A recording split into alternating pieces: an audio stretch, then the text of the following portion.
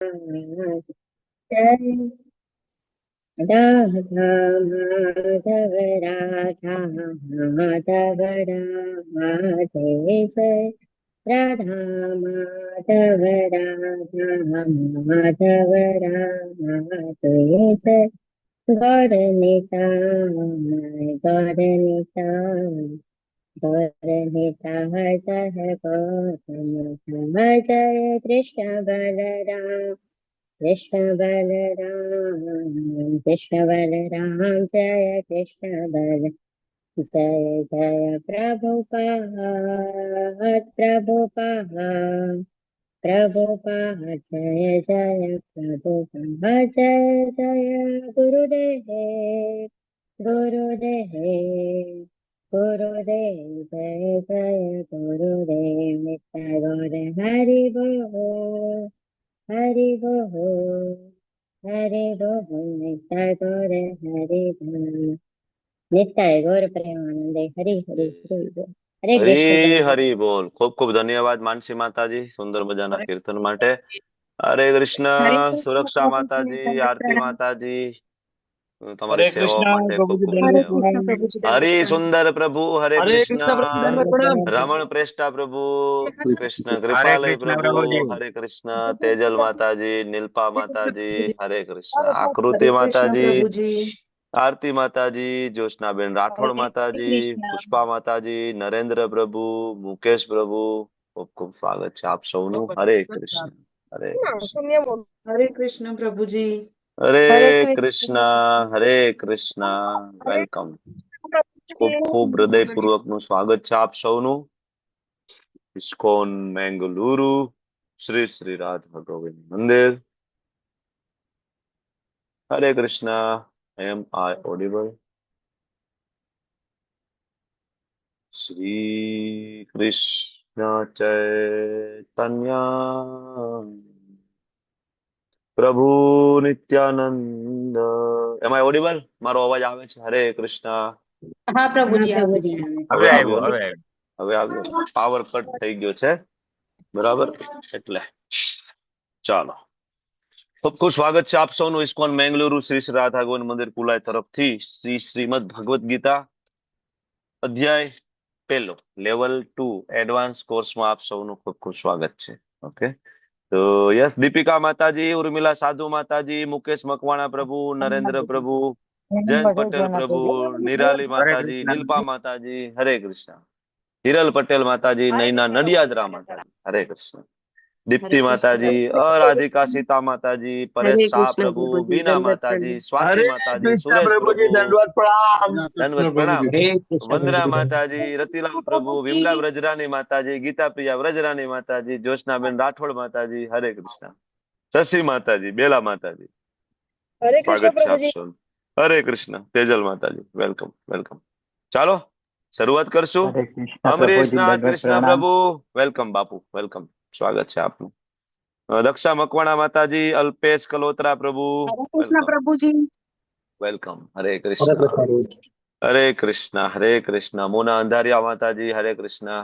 Hare video on Krishna થતા પ્રભુ. જાય છે એમ હું તમને હરે લોકોને કૃષ્ણ પ્રભુજી. વેલકમ. બીના માતાજી વેલકમ. ભાનુબેન કાવઠિયા માતાજી વેલકમ. હરે ચાલો કૃષ્ણ શરૂઆત પ્રભુજી. કરશું. હરે કૃષ્ણ. નેહલ હરે પંચાલ કૃષ્ણ માતાજી પ્રભુજી. હરે કૃષ્ણ. ભગવાન શ્રી શ્રી રાધા હરે ગોવિંદજીના ચરણોમાં કૃષ્ણ ખૂબ પ્રભુજી. ભાવપૂર્વક પ્રેમપૂર્વકની પ્રાર્થના મંગલાચરણથી શરૂઆત કરશું. વેલકમ જીવેશ્વર કૃષ્ણચંદ્ર પ્રભુ એન્ડ નૈના ઠક્કર માતાજી, સ્વાગત છે हरे આપનું. कृष्ण प्रभु जी। હરે કૃષ્ણ. હરે કૃષ્ણ.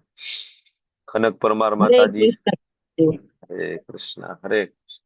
ઓમ અજ્ઞાનતિમિરાંધસ્ય જ્ઞાનાંજન શલાકયા ચક્ષુરુન્મિલિतं येन तस्मै श्री गुरुवे नमः. श्री चैतन्य मनोभीष्टं स्थापितं येन भूतले स्वयं रूप कदा मह्यं ददाति स्वपदान्तिकम्. वन्देऽहं श्रीगुरो श्रीयुतापदकमलं श्रीगुरुन् वैष्णवांश्च श्रीरूपं साग्रजातं सहगण रघुनाथान्वितं तं सजीवं साद्वैतं सावधूतं परिजनसहितं कृष्णा चैतन्य देवं श्रीराधा कृष्ण पादान् सहगण ललिता श्री विशाखान्वितंश्च हे कृष्णा करुणा सिंधु दीनबंधु जगतपते गोपेश गोपिका कांत राधा कांत नमस्तुते तप्त कांचन गौरांगी श्री राधे वृंदावनेश्वरी वृषभानुसुते देवी प्रणमामि हरिप्रिये वाञ्छाकल्पतरुभ्यश्च कृपा सिन्धुभ्य एव च पतितानां पावनेभ्यो वैष्णवेभ्यो नमो नमः नमो विष्णुपादाय कृष्णापृष्ठाय भूतले श्रीमते भक्ति वेदांत स्वामी निति नामिने नमस्ते सारस्वते देवे गौरवाणी प्रचारिणे निर्विशेषा शून्यवादी पाश्चात्यादेशतारिणे जयो श्री कृष्णा चैतन्य प्रभु नित्यानंद श्री अद्वैत गदाधर श्रीवासादि गौर भक्त वृंद हरे कृष्णा कृष्ण हरे कृष्ण कृष्णा कृष्ण कृष्णा हरे हरे हरे हरे राम हरे हरे राम राम हरे राम राम राम राम हरे हरे हरे हरे कृष्ण प्रभु जी। हरे कृष्णा धर्मेंद्र देसाई हरे प्रभु कृष्ण कृति प्रभु जोशी माता जी हरे कृष्ण हरे विक्रमी कृष्णा कृष्ण प्रभु पुष्पा वैष्णव माता जी अर्चना दवे माता जी जय श्री बा परमार माता जी हरे હમણાં કૃષ્ણ કેવું પ્રભુજી પ્રણામ હરે કૃષ્ણ હમણાં જે કોઈ જોડાયા છે એ બધાનું ખૂબ ખૂબ સ્વાગત છે હરે કૃષ્ણ પ્રભુ હરે કૃષ્ણ પ્રભુજી હરે કૃષ્ણ હરે કૃષ્ણ. हरे कृष्ण प्रभु जी।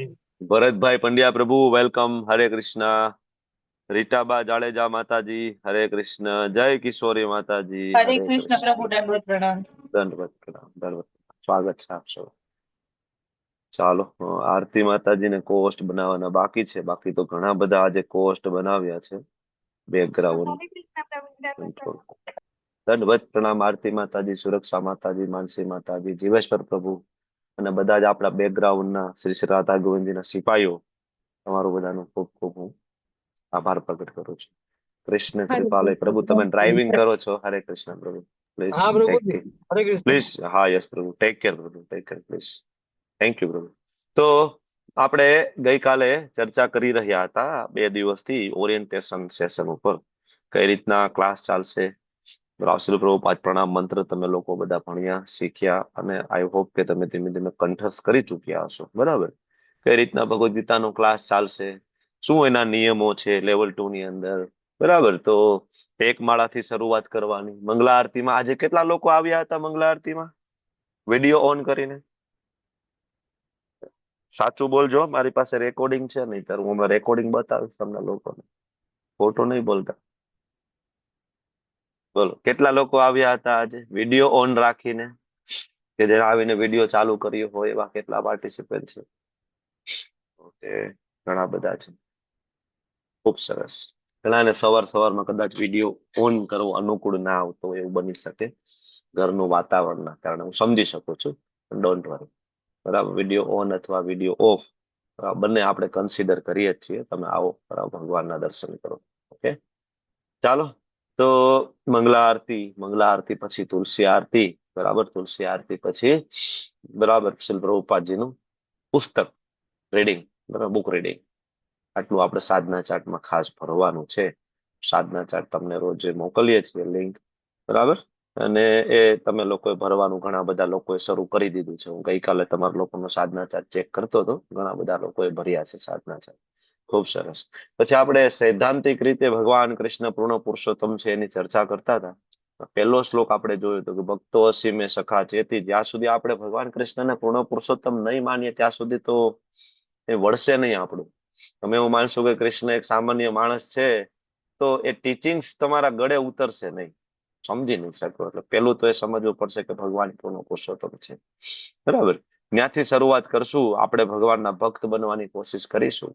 બરાબર, પછી આપણે રેફરન્સ લીધા, બ્રહ્માજીને પૂછ્યું કે પ્રભુ ભગવાન કોણ છે.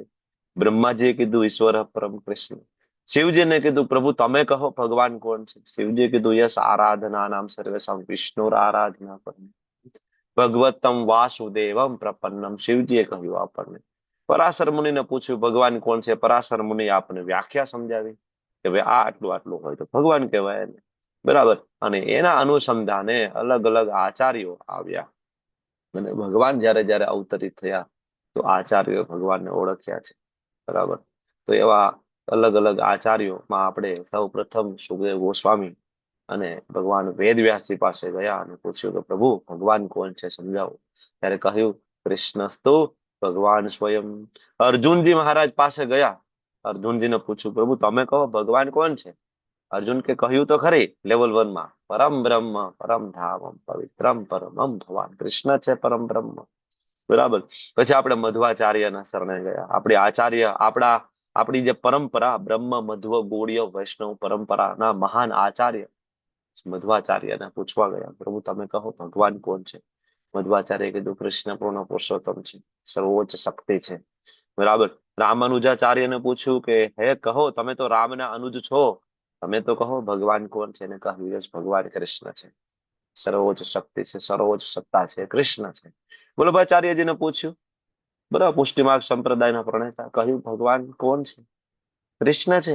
ભારતભરમાં પ્રચાર પ્રસાર કરીને ખૂબ પ્રચાર કર્યો અને કૃષ્ણની પ્રેમ ભક્તિ બરાબર સ્થાપિત કરી એમને. બરાબર, ભગવાન ચૈતન્ય મહાપ્રભુને આપણે એમની પાસે ગયા કે તમે કહો ભગવાન કોણ છે. ચૈતન્ય મહાપ્રભુ ભગવાન કોણ છે. કૃષ્ણ. બરાબર, કે પોતે જ કૃષ્ણ હતા. પણ આપણે ઘણી વાર ચર્ચા થઈ ગઈ છે કે આપણે કૃષ્ણ ભક્તિ ના કરી તો પોતે કૃષ્ણ છે ભક્ત બનીને આવ્યા અને આપણને શીખડાવ્યું. બરાબર, શંકરાચાર્યજીને પૂછ્યું કે તમે કહો, તમે તો મહાદેવ છો, વાસુ ભગવાન શ્રી કૃષ્ણના પરમ પ્રિય. બરાબર, વૈષ્ણવા નામ યથા શંભુના અંશ અવતાર સ્વરૂપે શંકરાચાર્યજી પ્રગટ થાય છે પરમ વૈષ્ણવ હૃદયમાં. બરાબર, બાહ્ય બરાબર એક્સટર્નલ ભાવ જુદો છે, ઇન્ટરનલ ભાવ જુદો છે, કારણ કે એ યુગની જે જરૂરિયાત હતી એ મુજબનું નોલેજ ત્યાં આપવાની જરૂરિયાત ઊભી થઈ હતી. આપણે વાત થઈ હતી ગઈકાલે, બરાબર ને, કે ભગવાન બુદ્ધ આવ્યા તો ત્યારે કઈ પ્રકારનો સમય ચાલતો હતો, તો બુદ્ધ ભગવાન એ પ્રમાણે જ્ઞાન આપ્યું છે, શંકરાચાર્ય એ પ્રમાણે જ્ઞાન આપ્યું, રામાનુજાચાર્ય આવ્યા એ પ્રમાણે જ્ઞાન આપ્યું, મધ્વાચાર્ય એ પ્રમાણે જ્ઞાન આપ્યું. અને મહાપ્રભુ આવ્યા ત્યારે ગોલ્ડન કલીની શરૂઆત થઈ, ત્યારે ઇસેન્સ આપ્યું, સાર કમ્પ્લીટલી હરિનું નામ. બરાબર, તો શંકરાચાર્ય શું કહે છે, ભજ ગોવિંદમ ભજ ગોવિંદમ, ગોવિંદમ ભજ મૂઢ મતે, ગોવિંદને ભજો. બરાબર, તો આના ઉપરથી આપને ખ્યાલ આવે પૂર્ણ પુરુષોત્તમ કોણ છે.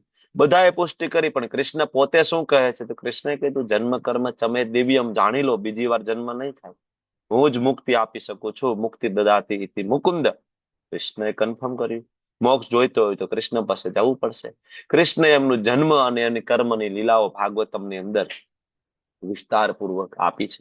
બરાબર, અને પછી ભગવદ ગીતામાં ભગવાન પોતે કહે છે ભોગતારમ યજ્ઞ તપસા સર્વલોક ભોગતારમ યજ્ઞ તપસા સર્વલોક મહેશ્વરમ સુરદમ સર્વભૂતાનામ જ્ઞાત્વા શાંતિ નિરુચ્છ. શાંતિ જોઈએ છે, શાંતિ તો ભગવાન કહે છે એક જ રસ્તો છે, મને જાણો. બરાબર, આપણે ઘણું બધું જાણવાની કોશિશ કરીએ છીએ છતાં આપણને શાંતિ પ્રાપ્ત થતી નથી. તો ભગવાનને જાણો. ભોગતા કોણ છે, સર્વલોક મહેશ્વર કોણ છે, સર્વદ સુરદમ સર્વભૂતાનામ કોણ છે. એકાંશથી સ્થિતો જગત, અનંત કોટી બ્રહ્માંડ ને એક અંશ ભગવાનનો એક અંશ ધારણ કરી શકે છે. બરાબર, પણ વિષ્ણુમાંથી કૃષ્ણ આવે કે કૃષ્ણમાંથી વિષ્ણુ આવે, તો એનું કન્ફ્યુઝન આપણે ગઈકાલે 11મા અધ્યાયના શ્લોકો લઈ અને એની તો કન્ફ્યુઝન આપણે લેવલ 1 માં ક્લિયર કરીએ છીએ. લેવલ 1 નો 11મો અધ્યાય જોઈ લો. બરાબર, વિસ્તારપૂર્વક ત્યાં ચર્ચા થાય છે આપણે. ઓકે, અને પછી ભીષ્મદેવને પૂછ્યું આપણે, કારણ કે ભીષ્મદેવ ભગવાનના એવા મહાન ભક્ત છે કે ભગવાનની ઈચ્છા થકી સામા પક્ષે રહ્યા, બહુ લાંબુ જીવન જીવ્યા અને ભગવાનની લીલાનો ભાગ બનવા માટે ઘણી બધી મુશ્કેલીઓનો સામનો કર્યો. દુરાચારીઓની સાથે એ જ મહેલમાં રહેવું, કારણ કે ભગવાનને આગળ ભગવદ ગીતા આપવાની છે. બરાબર, તો એ આખો જે યોજનાનો પ્લાન બરાબર હતો, એમાં એક ભગવાનના પાર્ષદ તરીકે ભીષ્મદેવ સામે રહ્યા. બરાબર. તો એવા મહાન ભક્ત ભીષ્મદેવ, આપણને એમ થાય કે એ તો સામા પક્ષે છે, તેને તો ના જ ખબર હોય ને કૃષ્ણ કોણ છે, એટલા મહાન. પર જો એને ખબર હોય કે કૃષ્ણ પૂર્ણ પુરુષોત્તમ છે તો સામા પક્ષે થોડા હોય. ત્યારે ભીષ્મદેવ કે છે મને તો ખબર જ છે. ઇવન પાંડવોને કે છે તમને શું લાગે તમારી બાજુમાં ઉભો છે કે તમારા મામાનો દીકરો છે? કારણ કે અર્જુન ને યુધિષ્ઠિર ને એ કૃષ્ણના મામા ફોઈના દીકરા થતા ને, કુંતી મહારાણી ભગવાન કૃષ્ણની ફોઈ થાય. તો યુધિષ્ઠિર તો ભીષ્મદેવ કે તમને શું લાગે તમારા મામાનો દીકરો છે બાજુમાં ઉભો છે? એ તો છેતરે છે કે તમને, કે આદિનારાયણ છે, કે હું ઓળખું છું એને, આદિનારાયણ છે.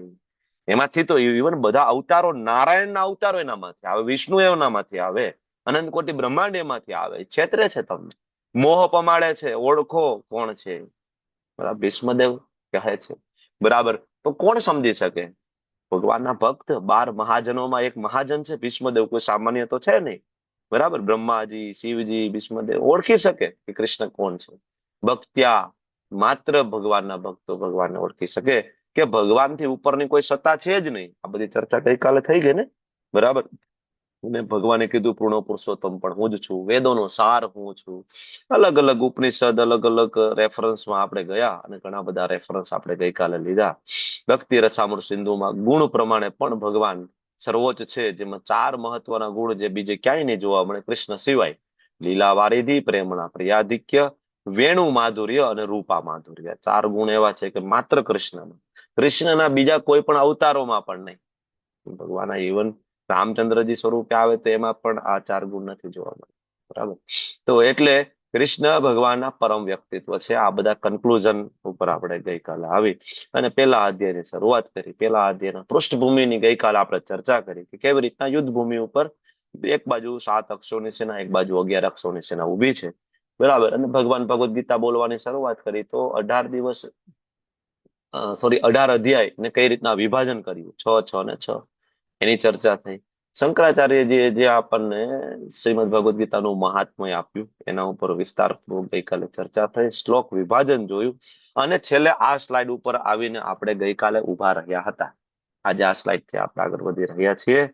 બરાબર. વેલકમ નિશા જોશી માતાજી, નિશા ભાદરા માતાજી, વેલકમ. ઓકે, હમણાં જે કોઈ જોડાયા છે બધાનું ખૂબ ખૂબ સ્વાગત છે, વેલકમ. તો શરદ વ્યાસ પ્રભુ, હરે કૃષ્ણ. હિરલ પટેલ માતાજી, હરે કૃષ્ણ. પ્રભુજી, હરે કૃષ્ણ. તો હવે તમને બધાને ખ્યાલ છે કે પુરુ વંશ ની શરૂઆત તો બહુ આગળથી થઈ છે, પણ આપણે શાંતનુ રાજાથી ભણવાની કોશિશ કરીએ. આમ તો છે કે આગળ પર આ પૂર્વમાં જઈએ તો ભરત રાજા, કે જે રાજા દુષ્યંત અને શકુંતલાના પુત્ર. બરાબર. ભરત ત્યાંથી, બરાબર, શરૂઆત એની પહેલા પણ શરૂઆત છે, પણ હિસ્ટ્રીમાં ત્યાંથી વિસ્તારપૂર્વક વર્ણન ત્યાંથી પણ પ્રાપ્ત થાય છે. ઇવન શકુંતલા અને દુષ્યંતના પુત્ર ભરત. એટલા માટે અર્જુનને ઘણી વખત ભગવાને ભારત પણ કીધું છે કે હે ભારત. ભારત એટલા માટે કે એ ભરત રાજાના વંશમાં આવે છે. ભરત રાજા એવા રાજા હતા કે ઇવન ભરત રાજાને સંતાનો હતા, પણ એને ગાદી એના સંતાનોને નહોતી આપી, કારણ કે એને ખબર છે કે આ કોઈનું કામ નથી. બરાબર. લાયક નહોતા એ ગાદી માટે. તો ભરત રાજાએ પોતાના બાળકોને, બરાબર, એ ગાદી ના આપતા એક ઋષિ મુનિના દીકરાને ગાદી આપી દીધી, રાજા બનાવી દીધો. એટલે ભગવાન ઘણીવાર અર્જુન કે છે, અર્જુન તું તો ભારત છો, તું વિચાર તો કર કે તારો વંશ વારસો કેવો છે, તું ક્યાંથી આવે છો, તું ભરત રાજાનો વંશ વારસામાં આવે છો, સામાન્ય છો તું, આવી નાની નાની વાતમાં ભલા માણસ દુઃખી થઈ જા છો. બરાબર. તો ત્યાંથી વંશ વારસો ચાલતો આવે, ચાલતો આવે. શાંતનુ રાજાથી આપણે આગળ વધીએ સમજવાની. તો શાંતનુ રાજા પૂર્વજન્મમાં એક મહાભિષેક નામના તપસ્વી, બરાબર, મહાભિષેક. બરાબર. અને એકચ્યુઅલી એક વખત એવું થયું કે મહાભિષેક જે તપસ્વી જે છે એમને જવાનું થયું બ્રહ્માજી ના લોકમાં, સત્યલોકમાં મીટિંગ હતી. બરાબર. અને બ્રહ્માજી મીટિંગ લેવાના હતા. લાઈવ મીટિંગ હતી, ઝૂમ ઉપર નહોતી, નહીતર જવું ન પડે, પણ લાઈવ હતું એટલે ગયા. તો મહાભિષેક ગયા અને સાથે સાથે એમાં એવું છે બીજા બધા અલગ અલગ લોકમાંથી બધા રિપ્રેઝેન્ટેટિવ આવ્યા હતા. એમાં ગંગાજી પણ આવ્યા હતા. બરાબર. ગંગાજી હજી અહીં ધરતી ઉપર પ્રગટ નહોતા થયા. બરાબર. એની પહેલાની વાત છે. તો ગંગાજી પણ ત્યાં આવ્યા. અને હવે એમાં થયું એવું કે બધી ઇમ્પોર્ટન્ટ ટોપિક ઉપર ચર્ચા ચાલતી હતી બ્રહ્માજી, ને એમાં મહાભિષેકની દ્રષ્ટિ ગંગાજી ઉપર પડી અને ગંગાજીની દ્રષ્ટિ મહાભિષેક ઉપર પડી. હવે આટલો ઇમ્પોર્ટન્ટ ટોપિક અને અને બ્રહ્માજીને થયું કે તમારું ધ્યાન નથી, અહીંયા હું ચર્ચા કરું છું આટલા મહત્વના વિષય ઉપરથી, તમે બંને સામું જોવો છો. બ્રહ્માજી ક્રોધિત થઈ ગયા, શ્રાપ આપી દીધો બ્રહ્માજીએ તરત, કે તમારું ધ્યાન નથી આટલા ઇમ્પોર્ટન્ટ લેક્ચર ની અંદર, ટોપિક ની અંદર. બરાબર, જાઓ તમને શ્રાપ આપું છું. બરાબર, તમે બંને મૃત્યુ લોકમાં તમારો જન્મ થશે, મહાભિષેક ને અને ગંગાજીને. ગંગાજીનું જૂનું નામ વિષ્ણુપદા, બરાબર, વિષ્ણુપદી, કારણ કે ભગવાન વિષ્ણુના ચરણ કમળથી નીકળ્યા. એટલે જ્યાં સુધી આ ભૌતિક જગતમાં, મતલબ પૃથ્વી લોકમાં નહોતા આવ્યા એની પહેલાનું નામ. પછી પૃથ્વીલોક ઉપર એને ઘણા બધા નામ અલગ અલગ પડ્યા, ભાગીરથી, મંદાકિની, ગંગા, જે મુજબના પ્રવાહ પ્રમાણે, પણ ઉપરના લોકમાં એનું નામ વિષ્ણુપદી. બરાબર. તો હવે બેયની દ્રષ્ટિ મળીને શ્રાપ બ્રહ્માજી આપી દીધું. બ્રહ્માજી કહી દીધું, જાઓ મૃત્યુ લોકમાં તમારો જન્મ થશે. બરાબર. હવે ત્યારે તો ગંગાજી ફડફડી ગયા તરત. ગંગાજી દયા યાચના કરવા લાગ્યા કે ભાઈ તમે તો પિતા છો, ક્ષમા કરી દો. બરાબર. પછી કહે છે 8 પુત્રો તમને થશે ને તરત પછી તમે પાછા આવશો. ત્યાં સુધી એકચ્યુઅલી એક યોજનાનો ભાગ છે. આમ જોવા જઈએ તો કૃષ્ણની એક અલ્ટિમેટ આગળ જે યોજના છે એના ભાગ સ્વરૂપે જ આ બધી ઘટનાઓ ઘટિત થઈ રહી છે. હવે મહાભિષેક નામના રાજા, બરાબર, પૃથ્વી ઉપર જન્મવાના હતા. એની પહેલા એના પિતા એટલે કે પ્રતિપા રાજાનો જન્મ થઈ ગયો. પ્રતિપા રાજા ખૂબ તપસ્વી હતા, એને કોઈ બાળકો નહોતા, અને ગંગાજીનો જન્મ પેલા થઈ ગયો, હજી મહાભિષેક આવ્યા નહોતા. બરાબર, ગંગાજીનો તો જન્મ થઈ ગયો. પ્રતિપા રાજા એક વખત તપશ્ચર્યા કરી રહ્યા હતા, અને ગંગાજીએ જોયું પ્રતિપાને, બરાબર, તો મોહિત થઈ ગયા. બરાબર, ગંગાજી મોહિત થઈ ગયા. પ્રતિપા રાજાએ કહ્યું કે ભાઈ, બરાબર ને, એકચ્યુઅલી એના ખોળામાં બેસી ગયા ગંગાજી, જે જમણી સાઈડમાં. તો પ્રતિપા રાજાએ કીધું કે ભાઈ, જમણી સાઈડ છે એ તો મારી દીકરીની જગ્યા છે, મારી વહુની જગ્યા, વહુ કહો કે દીકરી કહો, બરાબર, એની જગ્યા છે. તો હું તમારી સાથે તો લગ્ન નહીં કરું, પણ મારું દીકરો આવશે ભવિષ્યમાં, એ તમારી સાથે જરૂર લગ્ન કરશે. બરાબર. પછી આગળ એક પ્રતિપા રાજાને ત્યાં શાંતનુ રાજા પ્રગટ થયા. શાંતનુ એટલે જ મહાભિષેક રાજા, જે ઉપરના લોકમાં બ્રહ્માજીનો શ્રાપ મળ્યો હતો. શાંતનુ રાજા પ્રગટ થયા, જન્મ થયો.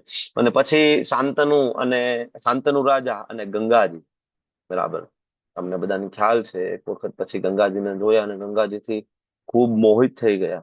શાંતનુ રાજાને મેરેજ કરવા માટેની પ્રપોઝલ મૂકી, અને મેરેજ કરવા માટેની પ્રપોઝલ તો મૂકી, પણ મેરેજમાં શરત હતી ગંગાજી તરફથી કે ભાઈ, હું ભવિષ્યમાં કાંઈ પણ કરું તો મારો સ્વતંત્ર નિર્ણય હોવો જોઈએ, એમાં પછી તમારી દખલગીરી નહીં ચાલે. હવે અત્યારે આવા જ, બરાબર ને, શરતો હોય છે, એટલે બહુ ચિંતા ન કરી. એ સમય આવી શરતો થતી હતી. ગંગાજી આવી શરત મૂકી હતી કે મારા નિર્ણયોમાં દખલગીરી ના દેવી, તો કે ભગવાનની યોજનાનો એક ભાગ છે, આ બિલકુલ સમજીને ચાલવું આપણે. તો બરાબર, શાંતનુ રાજાએ કીધું હા હા કઈ વાંધો નહીં, કે તમે જે પ્રમાણે કહો કોઈ વાંધો નથી. ગંગાજીના શાંતનુ રાજાના લગ્ન થયા.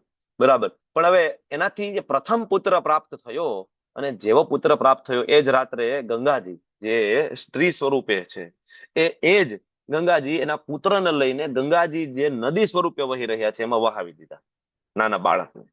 બરાબર. અને આ જયારે શાંતનુ રાજાએ જોયું તો જમીન હલી ગઈ પગની નીચે. પણ હવે વચન તો આપ્યું છે કે ભાઈ દખલગીરી નહીં આપું, ને જો આપશો તો હું જતી રહીશ. આવી રીતના ધમકી આપેલી હતી કે જો કઈ દખલગીરી કરી મારા કામની અંદર, હું જતી રહીશ તરત. શાંતનુ રાજા કઈ બોલ્યા નહીં, વચનથી બદ્ધ. અને તમને ખબર છે કે એ સમયે વચનનું બહુ મહત્વ હતું. અત્યારે તો કઈ વચન બહુ કઈ લેવા દેવા હોતું નથી, પણ એ સમય એવો હતો. તો પેલું સંતાન, બીજું સંતાન, ત્રીજું સંતાન, ચોથું સંતાન, પાંચમું સંતાન, છઠ્ઠું સંતાન, સાતમું સંતાન, બધા જ બાળકો વહાવી દીધા નદીમાં. આઠમું સંતાન આવે છે ને, શાંતનુ રાજાની ધૈર્ય તૂટી જાય છે. બરાબર. અને આ વખતે તો એ રોકે છે કે 7 સંતાન મેં સહન કર્યા, બરાબર, તમે નદીમાં ડુબાડી દીધા, મારી નાખ્યા, પણ આ નહીં. બરાબર. હવે જેવો હાથ પકડે છે ને રોકે છે, તો ગંગાજી કહે છે મેં તો તમને કહ્યું હતું ને કે મને રોકશો તો હું જતી રહીશ. ગંગાજી છે એ 8મો પુત્ર ને લઈ અને જતા રહે છે. બરાબર. અને કહે છે કે હું તમારો પુત્ર આપી દઈશ, હવે એ તમારા યોગ્ય જયારે થશે ને ત્યારે હું એને આપવા માટે જરૂર આવીશ. બરાબર. અને જતા રહે છે. શાંતનુ રાજા ખૂબ દુઃખી થાય. તો હવે આપણને એમ થાય કે આ ગંગાજી આવું શું કામ કર્યું, એમ 7 પુત્રોને અંદર વહાવી દેવા, આ તો કોઈ વ્યાજબી તો ના જ કહેવાય ને, નાના બાળકનું મૃત્યુ કરી નાખવું જન્મતા આવે. બરાબર. એની પાછળ આખી સરસ મજાની ઘટના છે કે એ 8 જે પુત્ર ગંગાજીને થયા એ કોઈ સામાન્ય નહીં, એ 8 વસુ. જે આપણે 34 કોટી દેવતાઓમાં 8 વસુ પણ છે. એ 8 વસુ એક વખત 8 વસુમાંથી એક જે સૌથી મોટા વસુ પ્રભાસ, બે જગ્યાએ અલગ અલગ નામ આવે છે પ્રભાસ. તો હવે એમના પત્નીને ઋષિ વશિષ્ઠની ગાય ગમી ગઈ હતી, ઋષિ વશિષ્ઠની ગાય. અને હવે જનરલી તો એવું હતું કે વશિષ્ઠની ગાય ગમતી હોય વશિષ્ઠ ઋષિની તો ગાય માંગવા જવી જોઈએ. તો માંગવા ના ગયા, આ બધાએ શું કર્યું, જે 8 વસુએ મળી રાત્રે જઈને ગાયની ચોરી કરી લીધી. તો વશિષ્ઠ તો ઋષિ હતા, તપશ્ચરી, બરાબર, તપશ્ચર્યા કરીને તપ કરીને તરત ધ્યાનમાં બેસીને ખબર પડી જાય ને કે કોણે શું કર્યું છે. તો જોયું તપમાં કે શું થયું, તો કે ભાઈ આ 8 લોકો આવ્યા હતા, બરાબર, તરત શ્રાપ આપી દીધો 8, જાઓ તમારો જન્મ થશે પૃથ્વી લોક ઉપર. જો આ પૃથ્વી લોક ઉપર જન્મ લેવો એટલે આ બધી ઘટના ઉપરથી એવું લાગે કે પૃથ્વી લોક ઉપર જન્મ લેવો એ શ્રાપ છે. અહીંયા કોઈ પ્રેમથી આવતું નથી. નથી વસુને આવવાની ઈચ્છા, નથી ગંગાજીને આવવાની ઈચ્છા, નથી મહાભિષેકને આવવાની ઈચ્છા. શ્રાપ જેવું છે, બરાબર. એટલે આપણે પ્રભુપાદ સમજાવે છે કે ઇવન મનુષ્ય જન્મ મળવો એ શ્રાપ જ છે, બેડ બાર્ગેનિંગ છે. પણ કેવી રીતના આ બેડ બાર્ગેનિંગ ને ગુડ બાર્ગેનિંગમાં કન્વર્ટ કરી દેવું, કે જો મનુષ્ય જન્મ મળે ને જો તમે કૃષ્ણ ભક્તિ કરો તો આનાથી મોટો કોઈ વરદાન નથી. ગુડ બાર્ગેનિંગમાં કન્વર્ટ છે. આના માટે દેવતાઓ લલાયત છે. મનુષ્ય જન્મ નહીં, મનુષ્ય જન્મ પ્રાપ્ત કરીને કૃષ્ણ ભક્તિ જો પ્રાપ્ત થઈ જાય આના માટે દેવતાઓ લલાયત છે. તો આવી રીતના જે 8 વસુએ વશિષ્ઠ ઋષિની ગાયની ચોરી કરી અને શ્રાપ મળ્યો, તો બધા વસ્તુઓ વશિષ્ઠ ઋષિ પાસે આવ્યા કે ભાઈ ક્ષમા કરો, તમે તો ઋષિ છો, ભગવાનના ભક્ત છો, બરાબર. ત્યારે વશિષ્ઠ કહે છે કે આમાં સૌથી આગળ પડતા કોણ હતા, તો એ સૌથી આગળ પડતા પ્રભાસ નામના વસુ હતા. એટલે કહ્યું કે ભાઈ વાંધો નહીં, તો બાકીના જે 7 છે જન્મ તો થશે, કે મેં શ્રાપ આપી દીધો એટલે એ તો ઓફર છે, એમાં કોઈ ચેન્જીસ નહીં થાય. જન્મ તો થશે પણ જન્મતા વેત જ એ પાછા પોતપોતાની જગ્યાએ વસુની જે પોઝિશન ઉપર પાછા આવી જશે. તો આ 7 જે હતા ને એ આ 7 પેલા વાળા વસુ. પણ 8મા વસુ એટલે પ્રભાસ, તો કે એમને ભોગવવું પડશે, એ રહેશે લાંબો સમય, એને પૃથ્વી ઉપર રહેવું પડશે અને ઘણું બધું એને સહન કરવું પડશે, કારણ કે એને જે બરાબર પાપ કર્યું છે એનું ફળ એને ભોગવવું પડશે. એટલે એ 8મા વસુ એટલે કે 8મું બાળક શાંતનું અને ગંગાજીનું, બરાબર, તમે જોવો છો એનું નામ દેવવ્રત પડ્યું. નાના હતા ત્યારે દેવવ્રત, બરાબર. હવે એક સમય થયો શાંતનુ રાજા, હવે તો ગંગાજી જતા રહ્યા ને એકલા છે શાંતનુ રાજા, એક સમય એ જતા હતા તો જોયું કે એક યુવાન ગંગા નદીનો પ્રવાહ રોકી રહ્યો હતો, એના તીરના બળે, શક્તિના બળે, બરાબર, શસ્ત્રના બળે. જોયું કે આટલો બધો બલશાલી કોણ હોય કે જે ગંગાજીનો પ્રવાહ રોકી શકે, બરાબર.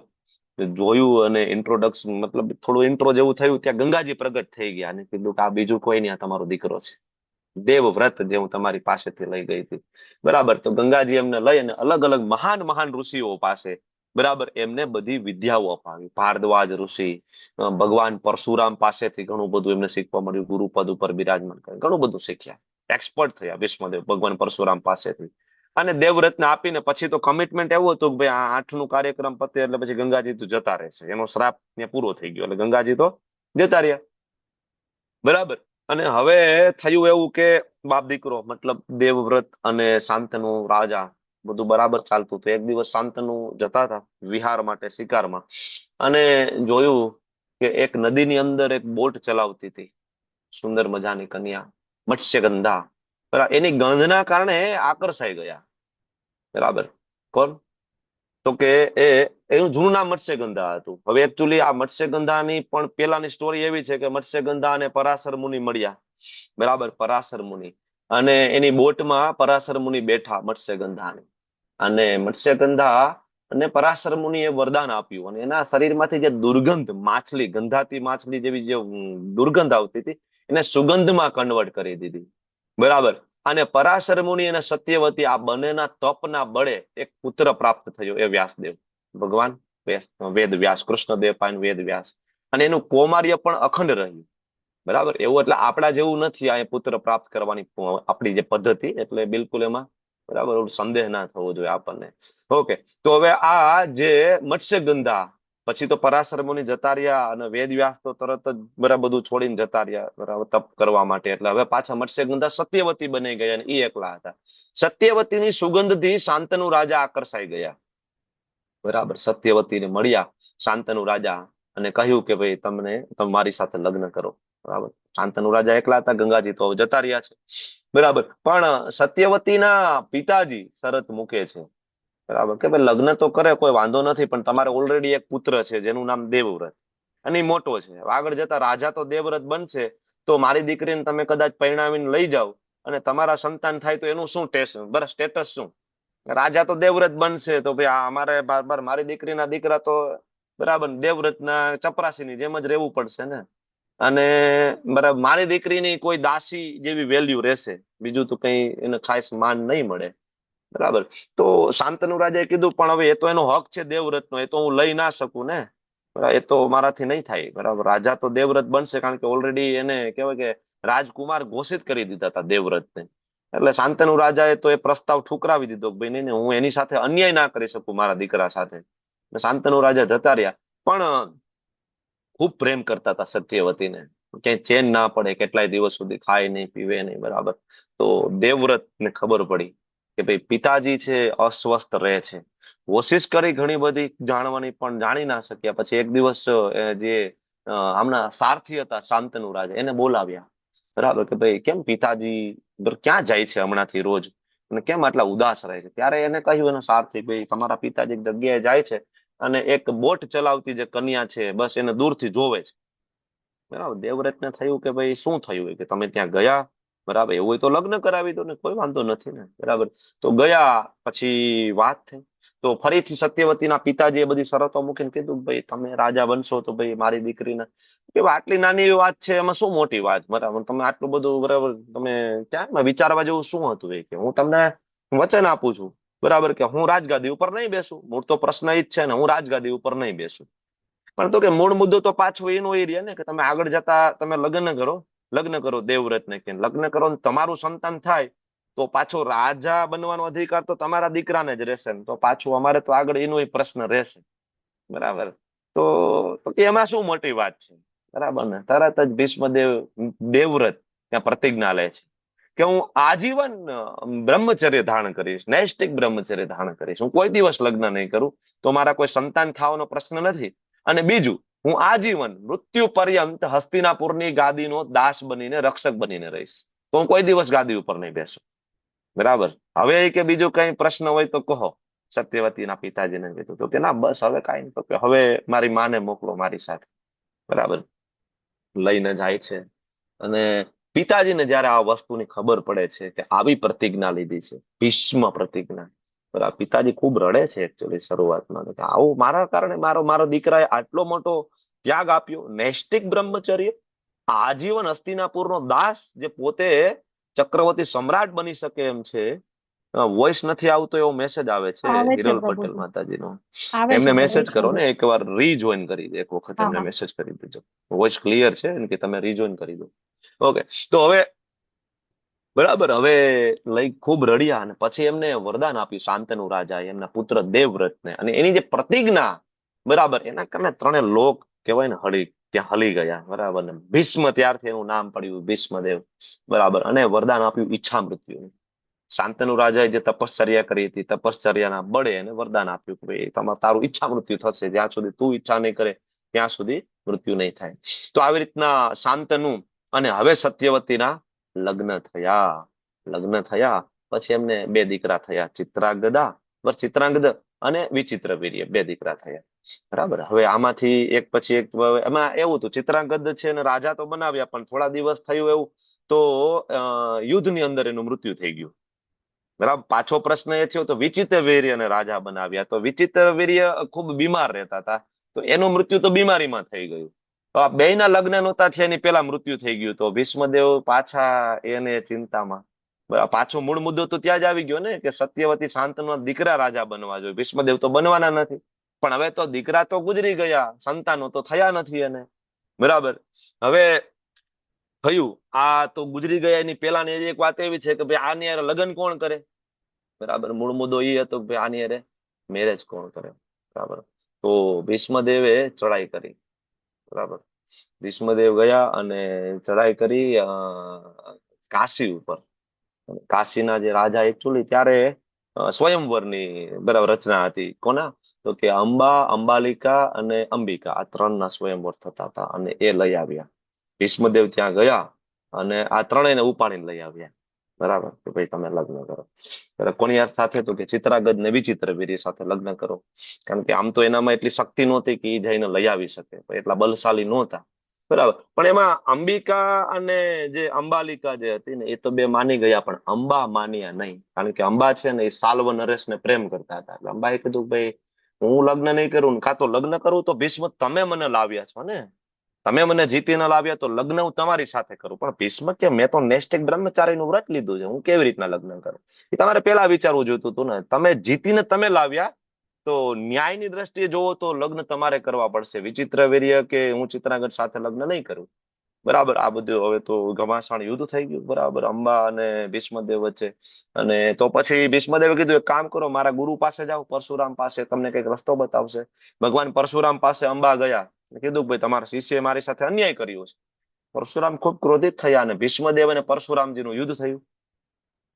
બરાબર, ગુરુ અને શિષ્યનું યુદ્ધ થઈ ગયું આમાં તો. બરાબર, ઘમાસાણ યુદ્ધ થયું અને શિવજીની મધ્યસ્થી થઈને શિવજીએ પછી વરદાન આપ્યું. કોને? તો કે અંબાને. અંબાની પછી છેલ્લી ઈચ્છા એવી હતી કે હવે તો ભીષ્મદેવનો વધ મારા હાથે થશે. મારી સાથે આટલો મોટો અન્યાય કર્યો ને, હું એના વધનું કારણ બનીશ. તો ભગવાન શિવજીને વરદાન આપે છે કે ભલે ભીષ્મદેવને ઈચ્છા મૃત્યુનું વરદાન રહ્યું, પણ એનો વધ છે એ તમારા કારણે થશે. એ જ અંબા છે એ આગળના જન્મમાં તમને બધાને ખ્યાલ છે, દ્રુપદ રાજાને ઘેરે જન્મ લે શિખંડીની તરીકે. અને શિખંડીની કારણે ભીષ્મદેવનું બરાબર વધ થાય છે મહાભારતની. બરાબર, તો આ રીતના વિચિત્ર વીર્ય અને તમે જુઓ કે ચિત્રાગજ, બરાબર, એમના મેરેજ તો થયા, પણ મેં કીધું એમ કે એમના સંતાનો થયા ને એની પહેલા જ એનું મૃત્યુ થઈ ગયું. તો ફરીથી અંબા અને અંબાલિકા, બરાબર, તો હવે એમને કોઈ સંતાન નથી. પછી સત્યવતીને યાદ આવ્યો એમનો જે પરાશર મુનિ સાથેનો પુત્ર વેદ વ્યાસ. વેદ વ્યાસ એટલે તમને ખબર છે, આપણને 4 વેદ ઉપનિષદ બધા આપ્યા. તો એ સાયન્ટિસ્ટ હતા એકચ્યુઅલી વેદ વ્યાસજી. અને એ ઇવન IVF IUI અત્યારની જે લેટેસ્ટ ટેકનોલોજી છે, જે સંતાન પ્રાપ્તિ કરવા માટેની, એના કરતા પણ એડવાન્સ ટેકનોલોજી જાણતા હતા. સંતાન કેવી રીતના પ્રાપ્ત કરી શકાય. તો વેદ વ્યાસજીને બોલાવ્યા અને પછી સત્યવતીના કહેવાથી વેદ વ્યાસ, બરાબર, અને અંબા, બરાબર, વેદ વ્યાસ અને અંબિકા, એમનો પુત્ર થયો ધૃતરાષ્ટ્ર. યોગ શક્તિના બળે પ્રાપ્ત થયેલો પુત્ર. વેદ વ્યાસ અને અંબાલિકા, એમના પુત્ર થયા પાંડુ રાજા. અને વેદ વ્યાસ અને પછી દાસી પુત્ર થયા વિદુર. આની પાછળ ઘણી બધી લાંબી કથા છે કે શું કામ દાસી પુત્ર પણ થયા. કારણ કે પેલા ચિત્રાગજને મળવા ગયા ને, સોરી, આપણે અંબિકાને મળવા ગયા ને, તો અંબિકા તો વેદ વ્યાસજીને જોઈને ડરી ગયા, તો આંખ બંધ કરી દીધી. આંખ બંધ કરી દીધી તો જે પુત્ર આવ્યો આંધળો આવ્યો, ધૃતરાષ્ટ્ર. બરાબર, અંબાલિકાને જયારે વેદવ્યાસજી મળ્યા ને, તો અંબાલિકા ખૂબ ડરી ગયા. બરાબર, એનું શરીરનું આખું તેજ ઉડી ગયું, એટલા બધા ધ્રુજતા હતા. તો એનો પુત્ર આવ્યો પાંડુ. પાંડુ એટલે નાનપણથી બીમાર રહેતા હતા. પછી હવે સત્યવતી એવું કહ્યું કે ફરીથી એક વખત જાવ. તો આ બે માંથી એકય ના ગઈ, અંબિકા કે અંબાલિકા, દાસીને મોકલી દીધી. તો યોગના બળે જેવું વેદવ્યાસજીએ આંખ ખોલી તો સામે દાસી હતી. તો દાસી ગર્ભવતી થયા, એનો પુત્ર આવ્યો વિદુર. તો આવી રીતના ધૃતરાષ્ટ્ર, પાંડુ અને વિદુર, બરાબર, આ ત્રણેય આવ્યા. પછી તમને ખ્યાલ છે ધૃતરાષ્ટ્રના આગળ લગ્ન ગાંધારી, ગાંધાર નરેશ, બરાબર, અને શકુનીની બેન, એમની સાથે લગ્ન થયા. અને પછી ગાંધારી ધૃતરાષ્ટ્રના 100 કૌરવો અને 100 એના પુત્ર અને એક પુત્રી દુશાલા, નો જન્મ થયો. અને પછી પાંડુ રાજા હતા, એમની સાથે લગ્ન થયા કુંતી મહારાણી અને માદ્રી. બરાબર, અને કુંતી મહારાણીની પણ પૂર્વ જન્મ તમને ખબર છે. લગ્ન થયા પહેલા દુર્વાસા ઋષિને ખૂબ પ્રસન્ન કર્યા હતા સેવા કરીને. તો દુર્વાસા ઋષિએ એને વરદાન આપ્યું હતું કે તમે જે કોઈ દેવતાઓને પ્રસન્ન કરશો, એ દેવતા સાક્ષાત પ્રગટ થશે અને એ દેવતા જેવો જ પુત્ર તમને પ્રાપ્ત થશે. તો કુંતી મહારાણી તો નાના હતા, બાળકી હતા હજી. તો એને તો આમ કહેવાય કે આવું થોડું હોય, એમ રમત રમતમાં, બરાબર, એને સૂર્યદેવને આહવાન કરી લીધું. તો સૂર્યદેવ તો પ્રગટ થઈ ગયા અને હવે વચન પ્રમાણે એવું હતું કે બાળક આપે. સૂર્યદેવે તો બાળક આપી દીધું, નાની એવી હજી તો કુંવારિકા દીકરી હતી. અને એ પુત્રનું નામ કર્ણ. બરાબર, પણ વરદાન આપ્યું કે એ કુંવારિકા રહેશે. બરાબર, પણ પછી તો નદીમાં વહાવી દીધા. અને તમે લોકો મહાભારત પછી જોઈ લેજો, વાંચજો, તમને થોડો ખ્યાલ આવી જશે. પછી કુંતી મહારાણીના લગ્ન પાંડુ સાથે થયા, માદ્રી સાથે. બરાબર, આ બંને પત્નીઓ થઈ પાંડુ રાજાની. અને પછી એમના 5 પુત્રો છે એ દેવતાઓના આશીર્વાદથી થયા: યુધિષ્ઠિર, ભીમ, અર્જુન, નકુલ અને સહદેવ. બરાબર, જેમાં દ્રૌપદીના લગ્ન થયા 5 પાંડવો સાથે. અર્જુનજીના આગળ જતા લગ્ન થયા કોની સાથે? બરાબર, તો કે અર્જુનજીના પત્નીનું નામ શું? સુભદ્રાજી. બરાબર સુભદ્રા. ને? સુભદ્રાજી ભગવાન શ્રી કૃષ્ણના બહેન. બરાબર. એ સ્ટોરી બહુ ઇન્ટરેસ્ટિંગ છે, કેવી રીતના લગ્ન થયા, ભગવાનનો શું એમાં રોલ છે, બરાબર. અને અર્જુનજીના સુભદ્રજીના પુત્ર અભિમન્યુ થયા, અને અભિમન્યુ અને ઉત્તરા એ બેના પુત્ર પરીક્ષિત રાજા, જેના કારણે આપણે ભાગવતમ પ્રાપ્ત થયું, બરાબર. તો આ આખું મોટું મોટું કુરુવંશ છે કે ભાઈ કેવી રીતના 5 પાંડવો આવ્યા, કૌરવો આવ્યા, અને પછી બે વચ્ચેની ફાઇટિંગ થઈ, પાંડુ રાજાનું મૃત્યુ થઈ ગયું, માદ્રી છે એમની પાસે સતી થઈ ગયા, કુંતી મહારાણી છે ધૃતરાષ્ટ્રના શરણે આવ્યા 5 પાંડવો લઈને, પછી અહીંથી બધી ફાઇટિંગ ચાલુ થઈ, બરાબર. તો આ ફાઇટિંગ ચાલુ થઈ અને પછી તમને ખબર છે અલગ અલગ ઘણા બધા પ્રસંગો થયા, અને જેના કારણે ખૂબ સહન કરવાનું થયું કુંતી મહારાણીને, 5 પાંડવોને બધાને. અને એક સમય એવો આવ્યો કે જેમાં મહાભારત, બરાબર, ની રચના થઈ.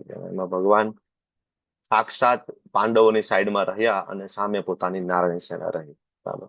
અને હવે જ્યારે અર્જુને ભગવાનને કીધું કે ભગવાન રથને વચ્ચે લઈ લો, તો હવે એકચ્યુઅલી તમે ઓરિજિનલ મહાભારત વાંચશો તો મહાભારતમાં જે રીતના કહેવાયું છે, આપણને એવું લાગે કે સંજય છે એ યુદ્ધ ભૂમિ ઉપર નથી, અને સંજય તો ધૃતરાષ્ટ્રની બાજુમાં બેઠા બેઠા ખાલી કથા જ કહે છે, આપણને એવું છે. પણ મહાભારતમાં તો એવું પણ લખેલું છે કે સંજય ઇવન યુદ્ધ ભૂમિ ઉપર આવ્યા હતા, અને સંજય તો યુદ્ધ લડતા હતા. સમયાંતરે સંજય ધૃતરાષ્ટ્ર પાસે જતા હતા અને એને આખી કહાનીઓ કહેતા હતા, જયારે એવો સમય યોગ્ય આવતો હતો, બરાબર.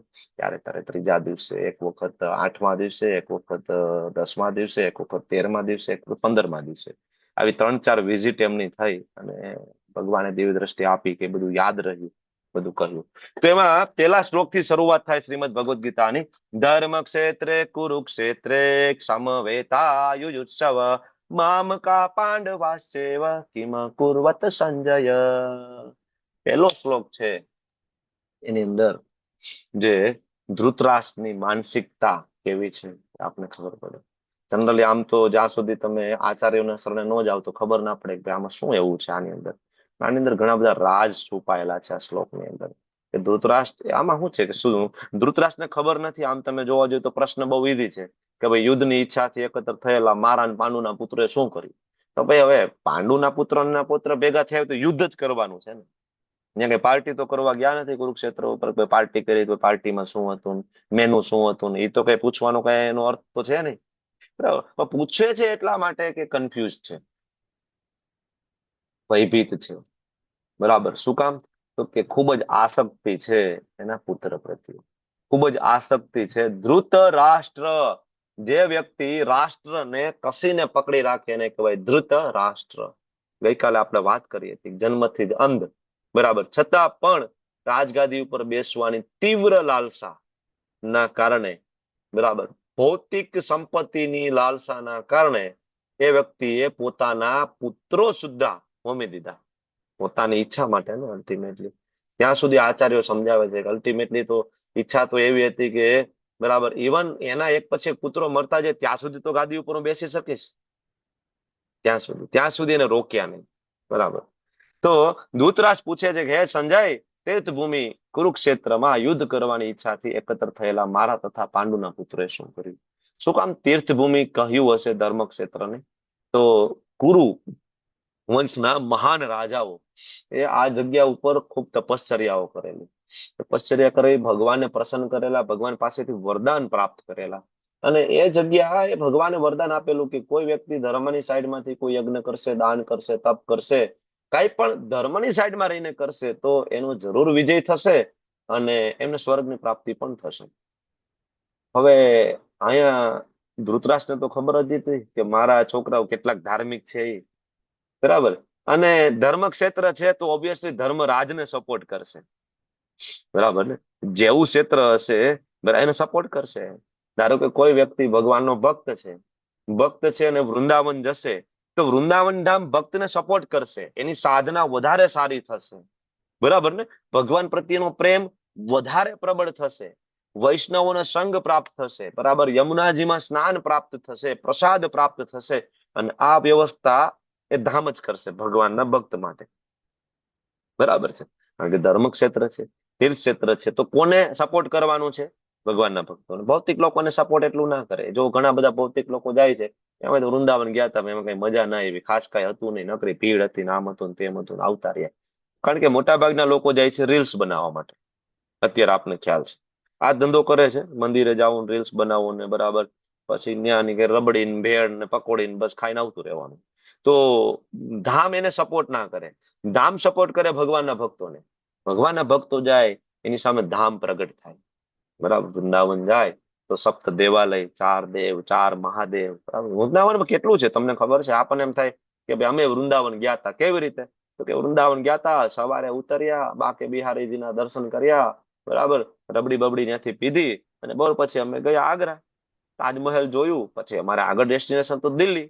દિલ્હી ગયા અમે, લાલ કિલ્લો ને કુતુબ મિનાર ને બધું જોયું. પછી આગળ અમારું ડેસ્ટિનેશન ક્યાંથી આ બાજુ શિમલા હોય કે પછી આ બાજુ હરિદ્વાર હોય, વોટેવર.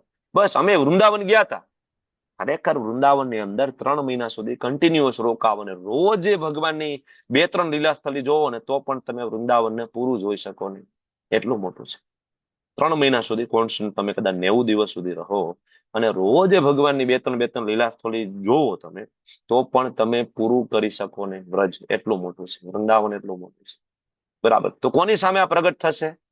ભગવાનના જે ભક્તો છે એને જ ખબર હશે ને કે વૃંદાવન શું છે. એની અંદર વૃંદાવનમાં 4 ધામ પણ છે. કેદારનાથ છે, બદ્રીનાથ છે.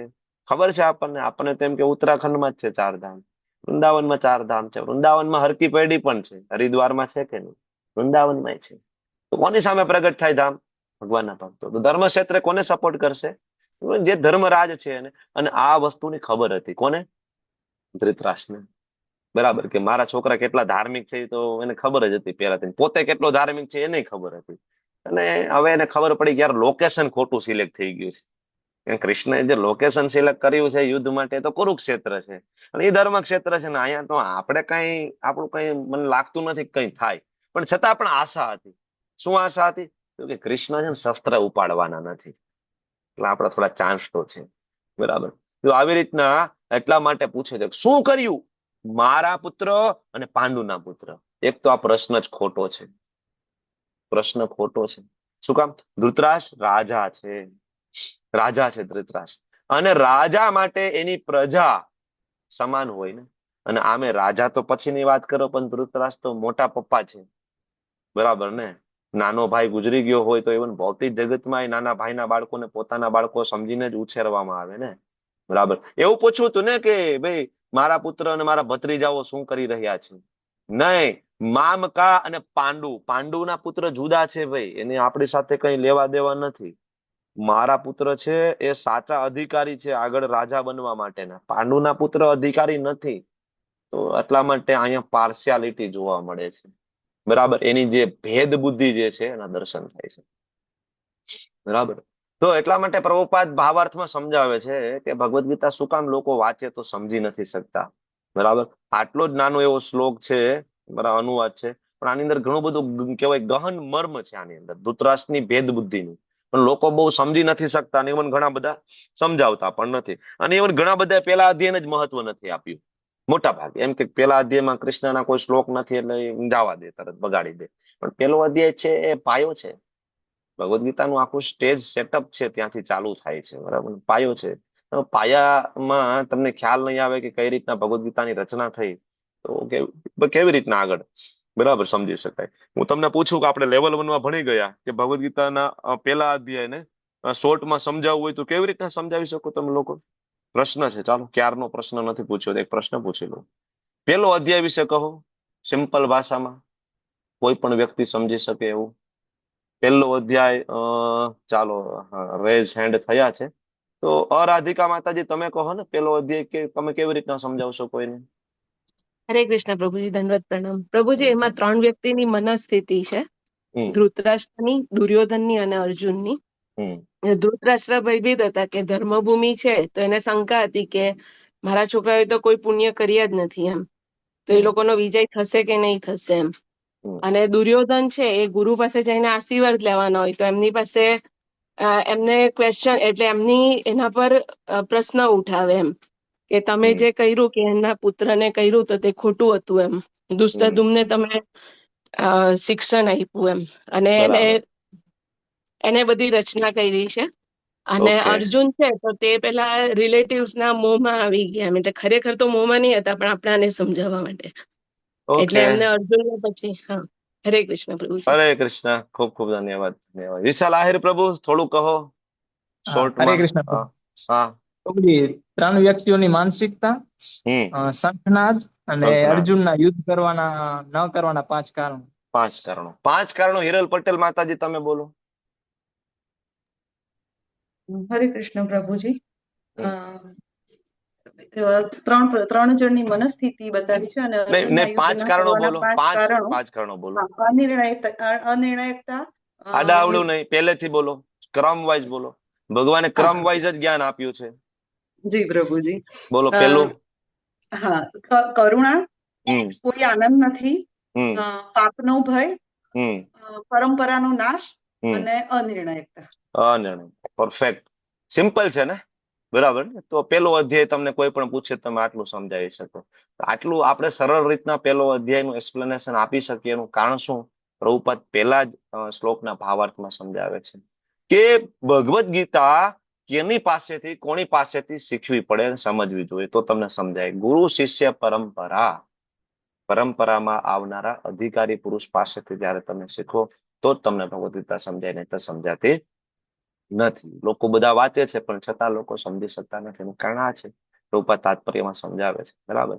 હવે બીજા શ્લોકની અંદર સંજય જયારે જોયું કે ધૃતરાષ્ટ્ર થોડા ભયભીત છે તો ધૃતરાષ્ટ્રને ઉત્સાહિત કરવા માટે સંજય કહે છે, દ્રષ્ટવા તુ પાંડવાનિકમ યુધમ દુર્યોધન તદા આચાર્યમ ઉપસંગમ્ય રાજા વચનમ બ્રવીત. અહીંયા સંબોધન કર્યું રાજા દુર્યોધન. દુર્યોધન તો કઈ રાજા તો હતો નહીં. બરાબર. અને રાજા બને એની કોઈ લાયકાત પણ નહોતું. બરાબર. છતાં પણ આ સંજય છે એ રાજા તરીકે સંબોધન કરે છે કે રાજા દુર્યોધન પોતાના ગુરુ પાસે કહે તમે ચિંતા નહીં કરતા. ધૃતરાષ્ટ્ર ને કહે છે કે તમે ચિંતા નહીં કરતા. દુર્યોધન એક્સપર્ટ છે, એના ગુરુ પાસે ગયો છે સલાહ લેવા માટે. બરાબર. તો જયારે ડર લાગે, મતલબ જયારે તમને કોઈ રસ્તો ના દેખાય તો સ્વાભાવિક છે ગુરુ પાસે જાય. મતલબ અહીંયા દુર્યોધન ને એક કહેવાય ને કે સારો રાજનીતિજ્ઞ તમે કહી શકો કે એના ગુરુ પાસે જઈને સલાહ લેવાનું એટલીસ્ટ એને યોગ્ય લાગ્યું છે. પણ પછી આગળના શ્લોકમાં ખબર પડશે કે હું સલાહ લે છે, કેવી રીતના સલાહ લે છે. બરાબર. જોવું પડે કે ગુરુ પાસે કેવી રીતના જવું જોઈએ. બરાબર. તો રાજા સંબોધન એટલા માટે કર્યું છે કે ધૃતરાષ્ટ્રને થોડો ઉત્સાહ જાગે. આમ તો ધૃતરાષ્ટ્ર છે જન્મથી તો અંધ છે જ અને આધ્યાત્મિક રીતના અંધ છે. બરાબર. પ્રભુપાદ તાત્પર્યમાં લખે છે બે રીતના એ આંધળો છે. આંખથી તો આંધળો છે જ, પણ આધ્યાત્મિક રીતે પણ આંધળો છે કે જોઈ નથી શકતો કે ભગવાન કૃષ્ણ કોણ છે, સમજી નથી શકતો એ. બરાબર. આગળ તો ત્રીજા શ્લોકની અંદર પશ્યતામ પાંડુ પુત્રણામ આચાર્યા મહતીમ ચમુમ યુઢામ દ્રુપદ પુત્રેણ તવ શિષ્યણ ધીમતા. હવે દુર્યોધન ગયો. સંજયે કીધું કે ભાઈ દુર્યોધન છે એના ગુરુ પાસે ગયો. તો ગુરુ પાસે જૈન શું બોલે છે ને એ હવે સંજય કહે છે કે પશ્યતામ પાંડુ પુત્રણામ, જો તમે આ તમારા પાંડુ પુત્રોને વિશાળ સેના આચાર્ય હે ગુરુ, અને જો પાંડુ પુત્રોની મહતીમ ચમુમ વિશાળ સેના યુઢામ દ્રુપદ પુત્રેણ તવ શિષ્યણ ધીમતા. તમારો શિષ્ય કોણ? દ્રુપદ પુત્રેણ ધીમતા, બુદ્ધિશાળી છે. ઇનડાયરેક્ટલી બરાબર દુર્યોધન એના ગુરુ પાસે જઈને એના ગુરુને એમ કે છે કે તમે મૂર્ખ છો, તમને બિલકુલ અકલ નથી.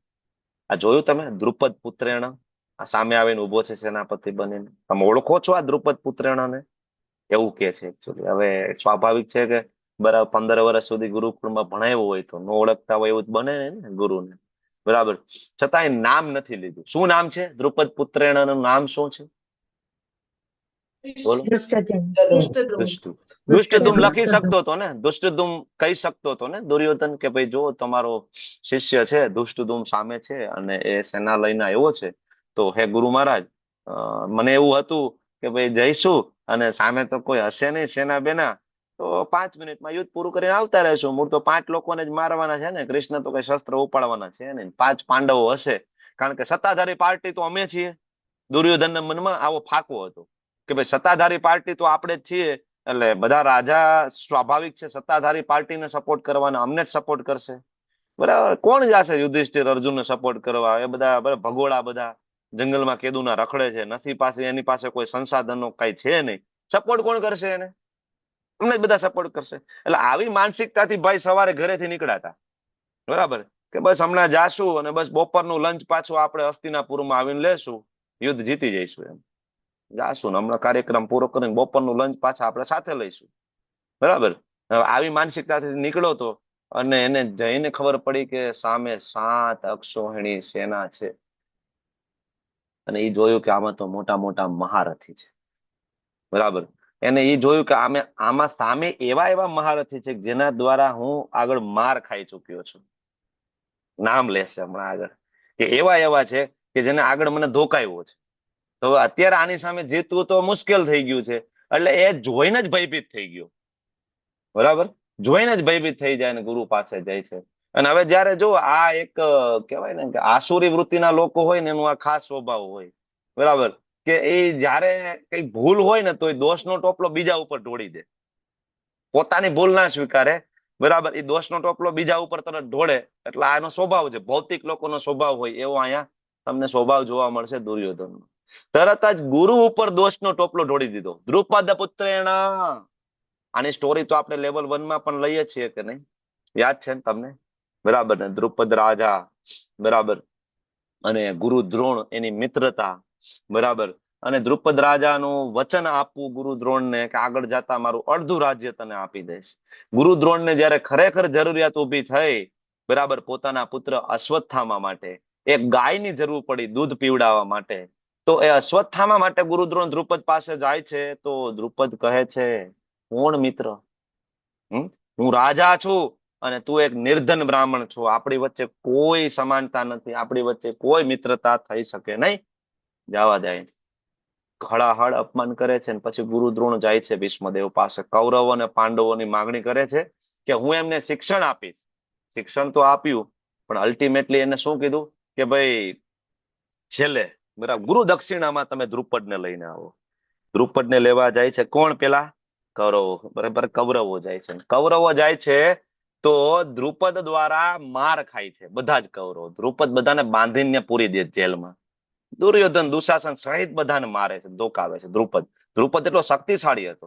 દુર્યોધન ઓછો શક્તિશાળી નહોતો, તમને હું કહું, દુર્યોધન બહુ શક્તિશાળી હતો, પણ દ્રુપદે એને પરાસ કરીને જેલમાં પૂર્યો હતો, બરાબર. પછી અર્જુનને ખબર પડે છે કે મારા ભાઈઓને જેલમાં પૂર્યા છે. ત્યારે પાંડવો જાય છે, અર્જુન બધાને છોડાવીને લઈ આવે છે અને દ્રુપદને બંદી બનાવીને ગુરુ દ્રોણ પાસે લઈ આવે છે. ગુરુ દ્રોણ માફ કરી દે છે દ્રુપદને, બરાબર, ક્ષમા કરી દે છે કે જાવા દે, આમ તો તું આપણો મિત્ર જ છો ને જૂનો, હવે જાવા દે.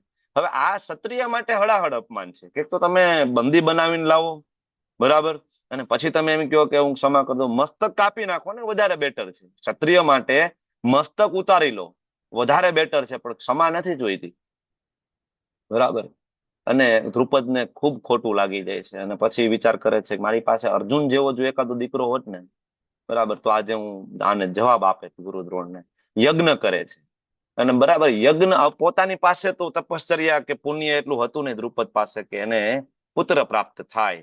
તો એ 2 ઋષિ મુનિઓના તપના બળે યજ્ઞમાંથી દીકરો અને દીકરી, બરાબર, પ્રગટ થાય, બરાબર, આવી યોજના કરાવડાવે છે. એ યજ્ઞમાંથી પુત્રી ઉત્પન્ન થાય જેનું નામ દ્રૌપદી યજ્ઞસેની, સામાન્ય સ્ત્રી નહોતી, બરાબર. અને પુત્ર ઉત્પન્ન થયો જેનું નામ દુષ્ટધુમ, બરાબર. અચ્છા, તો દુષ્ટધુમનો જન્મ શેના માટે કરાવ્યો દ્રુપદે? શેના માટે જન્મ કરાવ્યો છે? ગુરુ દ્રોણને મારવું. ગુરુ દ્રોણનો વધ કરશે. યોજના એક જ છે, દુષ્ટધુમ મોટો થાય ને ગુરુ દ્રોણને મારી નાખે. આ જ પ્લાન છે ને. અચ્છા, તો દુષ્ટધુમને એક્સપર્ટ કોને કર્યો? તીર ચલાવવામાં, તીર ચલાવતા શીખડાવ્યું કોને? ગુરુ ગુરુ દ્રોણ, બરાબર ને. જેને મોટો થઈને મારવાનો છે એને જેને એક્સપર્ટ બનાવ્યો, બરાબર ને, કે વાંધો નહીં, ભલે મોટો થઈને તું મારવાનો હોય પણ તું મારો શિષ્ય છો, તો એઝ એ ગુરુ તરીકે, એઝ એ બ્રાહ્મણ તરીકે મારી ફરજ છે કે હું તને નિપુણ બનાવું. એટલે કહે છે તવ શિષ્યેણ ધીમતા, તમારો શિષ્ય છે ને બુદ્ધિશાળી છે, તમે અકલમઠા છો.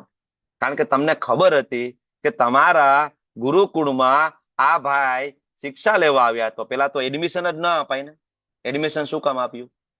બરાબર, સ્કૂલમાં. અને એડમિશન આપ્યું તો ખબર તો છે કે આ મોટો થઈને તમને મારી નાખશે, બરાબર. તો ન્યાયને ક્યાં માતા પિતા બરાબર એના ભેગા હતા દુષ્ટધુમના, રાત્રે એકાદી રાત્રે જઈને ઓશીકું ના દબાવી દેવાય, કાર્યક્રમ પૂરો ના કરી નાખાય. ખબર છે કે આ મોટો થઈને આપણે મારી નાખશે ને હેરાન કરવાનો છે, તો બરાબર ને હાથે કરીને તમે મોટો કર્યો પાછો તમે જ એને શીખડાયું, એક્સપર્ટ બનાવ્યો, યુદ્ધમાં નિપુણ બનાવ્યો તમે. તમારાથી મોટો કોઈ મૂર્ખ માણસ નથી. દુર્યોધન એના ગુરુને કહે છે, વિચાર તો કરો, ગુરુ પાસે જઈને આશીર્વાદ લેવા જોઈએ અને કહે છે ધીમતા, એ બુદ્ધિશાળી છે પણ તમે મૂર્ખ છો, તમને ખ્યાલ નથી પડતો શું કરવું જોઈએ. બરાબર. તો સામે સામે મોટા મોટા મહારથીઓ તમે જો ને, આ એકચ્યુઅલી મહાભારતમાંથી આપણે સંદર્ભ લીધો છે. એક બાજુ 7 અક્ષોની સેના, એક બાજુ 11 અક્ષોની સેના. આ બાજુ સેનાપતિ જે પાંડવો સાઈડ હંમેશા ધુષ્ટધુમ રહ્યા, કૌરવો સાઈડ સેનાપતિ બદલતા ગયા. પેલા ભીષ્મ આવ્યા, ભીષ્મ જયારે પડી ગયા બાણસૈયા ઉપર તો દ્રોણ આવ્યા, દ્રોણનો વધ થયો તો કર્ણ આવ્યા, કર્ણનો વધ થયો તો શલ્ય આવ્યા, શલ્યનો વધ થયો છેલ્લે દુર્યોધન આવ્યા, દુર્યોધનનો છેલ્લે વધ થયો ત્યારે મહાભારત પૂર્ણ થયું. તો ત્યાં અલગ અલગ 5 સેનાપતિઓ બદલાયા અને અહીંયા દુષ્ટધુમ અફર રહ્યા. મહારથીઓ પાંડવોની સાઈડમાં અને કૌરવોની સાઈડમાં ઘણા ઘણા મહારથીઓ છે. જનરલી 4 પ્રકારના સૈનિકો બરાબર હોય, જેમાં રથી, અર્ધરથી, અતિરથી, મહારથી. આ રીતના શાસ્ત્ર વિભાજન કરે છે. મહારથી એટલે એવો યોદ્ધા હોય કે એની સામે ગમે એટલા હોય ને, ઇનફાઇનાઇટ રથ હોય ને, એ એકલો ધ્વંસ કરી શકે. જેમ કે અર્જુનની સામે હજારો રથ ને હજારો રાજા હોય તો અર્જુનને કોઈની જરૂર નથી. અર્જુન એકલો બધાને મારી શકે, એને કહેવાય મહારથી. બીજું અતિરથી એટલે એની સામે 1000 જેટલા રથ હોય ત્યાં સુધી એ લડી શકે છે. 1000 જેટલા રથ ને સૈનિકો લડી શકે. બરાબર. પછી રથીની સામે એક રથની સામે એક રથ હોય એટલા સુધી એ લડી શકે છે, મતલબ થોડા કમજોર. અને અર્ધરથી એટલે એ થોડા વધારે કમજોર હોય છે. બરાબર. એટલે એ બહુ બલશાળી યોદ્ધુ ના હોય, અર્ધરથી. બરાબર. તો આ રીતના જે અક્ષોહિણી સેના જે આપણે સાંભળીએ છીએ કે 11 અક્ષોહિણી સેના, 7 અક્ષોહિણી સેના, તો એક અક્ષોહિણી સેનામાં શું શું હોય ને કેટલું કેટલું હોય એનું અહીંયા આપેલું છે. તમે લોકો સ્ટડી કરજો, શાંતિથી આ શેર કરશું. એક અક્ષોહિણી સેનામાં 21,870 રથ, 21,870 હાથીઓ, 65,610 ઘોડાઓ અને 1,09,350 સૈનિકો. આ એક અક્ષોહિણી. અને એક અક્ષોહિણીનું પણ અલગ અલગ 8 પ્રકારે 9 પ્રકારે વિભાજન થાય. સૌથી જે અક્ષોહિણી આખી જે છે એનું એક મહાસેનાપતિ હોય. બરાબર. એનું વિભાજન 10 ભાગમાં કરવામાં આવે, એને અનિહિની કહેવાય. એનું વિભાજન કરવામાં આવે. સૌથી નાનું વિભાજન હોય એને પાથી કહેવાય. એક પાથીમાં એક રથ, એક હાથી, 3 સૈનિકો અને 5 પાયદળ, એને એક પાથી કહેવાય. બરાબર. અને એનો પાથી પાલ હોય. કારણ કે વિચાર કરો કે લાખોની સંખ્યામાં હોય તો આગળ જે મહાસેનાપતિ હોય ને, એ જયારે એમ કે આગે બળો, તો કઈ પાછળ હોય બરાબર 9 લાખ જણા, એને કઈ સંભળાય નહીં. એ સમયે ઓલું કઈ સ્પીકર તો નહોતું બ્લુટૂથ વાળું, બરાબર, કે બ્લુટૂથ સ્પીકર બધી જગ્યાએ ગોઠવી દીધા છે, કાંઈથી માઇકમાં બોલે તો સંભળાઈ જાય. એવી તો કઈ સિસ્ટમ નહોતી બરાબર બ્લુટૂથ વાળી કે ભાઈ કાનમાં બધાને બ્લુટૂથ આપી દો એક એટલે અહીંથી હું જે બોલું બરાબર તો વોકી ટોકીમાં બધા સાંભળી લેજો. આ સિસ્ટમ નહોતી, પણ એના કરતા પણ વધારે એક્સપર્ટ સિસ્ટમ ત્યારે હતી. બરાબર. કે જયારે એક મહાસેનાપતિ બોલતો તો એને સાંભળનાર અનિઘાતિપતિ જે હોય એને સાંભળે, એ એની નીચે ગાઈડ કરી દે, એ એના સેનાપતિને ગાઈડ કરે, સેનાપતિ એની નીચેના જેટલાને ગાઈડ કરે. તો એ આખું ચાલતું. બરાબર. અત્યારે ઓલું કહેવાય કે ઓલું માર્કેટિંગ શું કહેવાય એના ઉપર, એને એક નીચે 2 બનાવો, 2 ની નીચે 3 બનાવો, એને શું કહેવાય? એક માર્કેટિંગ કહેવાય ને, ઘણા લોકો કરતા નેટવર્ક હોય. માર્કેટિંગ, પ્રભુજી, નેટવર્ક માર્કેટિંગ. નેટવર્ક માર્કેટિંગ આ ટૂંકમાં એના જેવું છે. Network marketing. સૌથી ઉપર મહાસેનાપતિ, એની નીચે અનિકાધિપતિ, એની તો બરાબર મહાસેનાપતિને એક જ ઓર્ડર આપવાનો હોય, પછી એની નીચે નીચે એના જે ઓર્ડર છે એ પાસ થઈ જાય તરત જ ઓન ધ સ્પોટ. તો આવી રીતના અક્ષોહિણી જે સેનાનું વિભાજન સરસ મજાનું આપ્યું છે. બરાબર. અને ક્યાં કેટલા કેટલા હાથી, કેટલા ઘોડા, કેટલા પાયદળ, બધું આપ્યું છે. ખૂબ ડિટેલમાં છે અને બહુ સાયન્ટિફિક સ્ટડી છે. 9 ને 3 થઈ છે. આપણે કીર્તન તરફ આગળ વધીશું. 5 મિનિટનો નાનો એવો બ્રેક અને પછી આપણે ફરીથી આગળના શ્લોક ઉપર ચાલીએ. કોણ છે આજે લેવા વાળું? 9 ને ઉર્મિલા માતાજી. ચાલો, 9 ને 3 થઈ છે. 9 ને 8 તમે કન્ક્લુડ કરજો. વિડીયોમાં ધ્યાન રાખજો. ઓકે, ચાલો. હરે કૃષ્ણ. શચી સુતાષ્ટક. નવ ગૌરવરમ નવ પુષ્પશરમ નવ ભાવધરમ નવ લાસ્યપરમ નવ હાસ્યકરમ નવ હેમવરમ प्रणमामि शचीसुत गौरवरम् प्रणमामि शचीसुत गौरवरम् प्रणमामि शचीसुत गौरवरम् नवप्रेमयुतं नवनीतशुचम् नववेशकृतं नवप्रेमरसं नवधा विलसतशुभ प्रेममयं प्रणमामि शचीसुत गौरवरम् हरिभक्तिपरं हरिनामधरं करजप्यकरं हरिनामपरम् नयने सततं प्रणयाश्रुधरं प्रणमामि शचीसुत गौरवरम् प्रणमामि शचीसुत गौरवरम् प्रणमामि शचीसुत गौरवरम् सततं जनताभव तापहरम् परमार्थपरायण लोकगतिं नवलेहकरं जगतापहरं प्रणमामि शचीसुत गौरवरम् निजभक्तिकरं प्रिय चारुतरं नटनर्तननागर राजकुलम् कुलकामिनी मानसलास्यकरं प्रणमामि शचीसुत गौरवरम् करतालवलं कलकण्ठरवं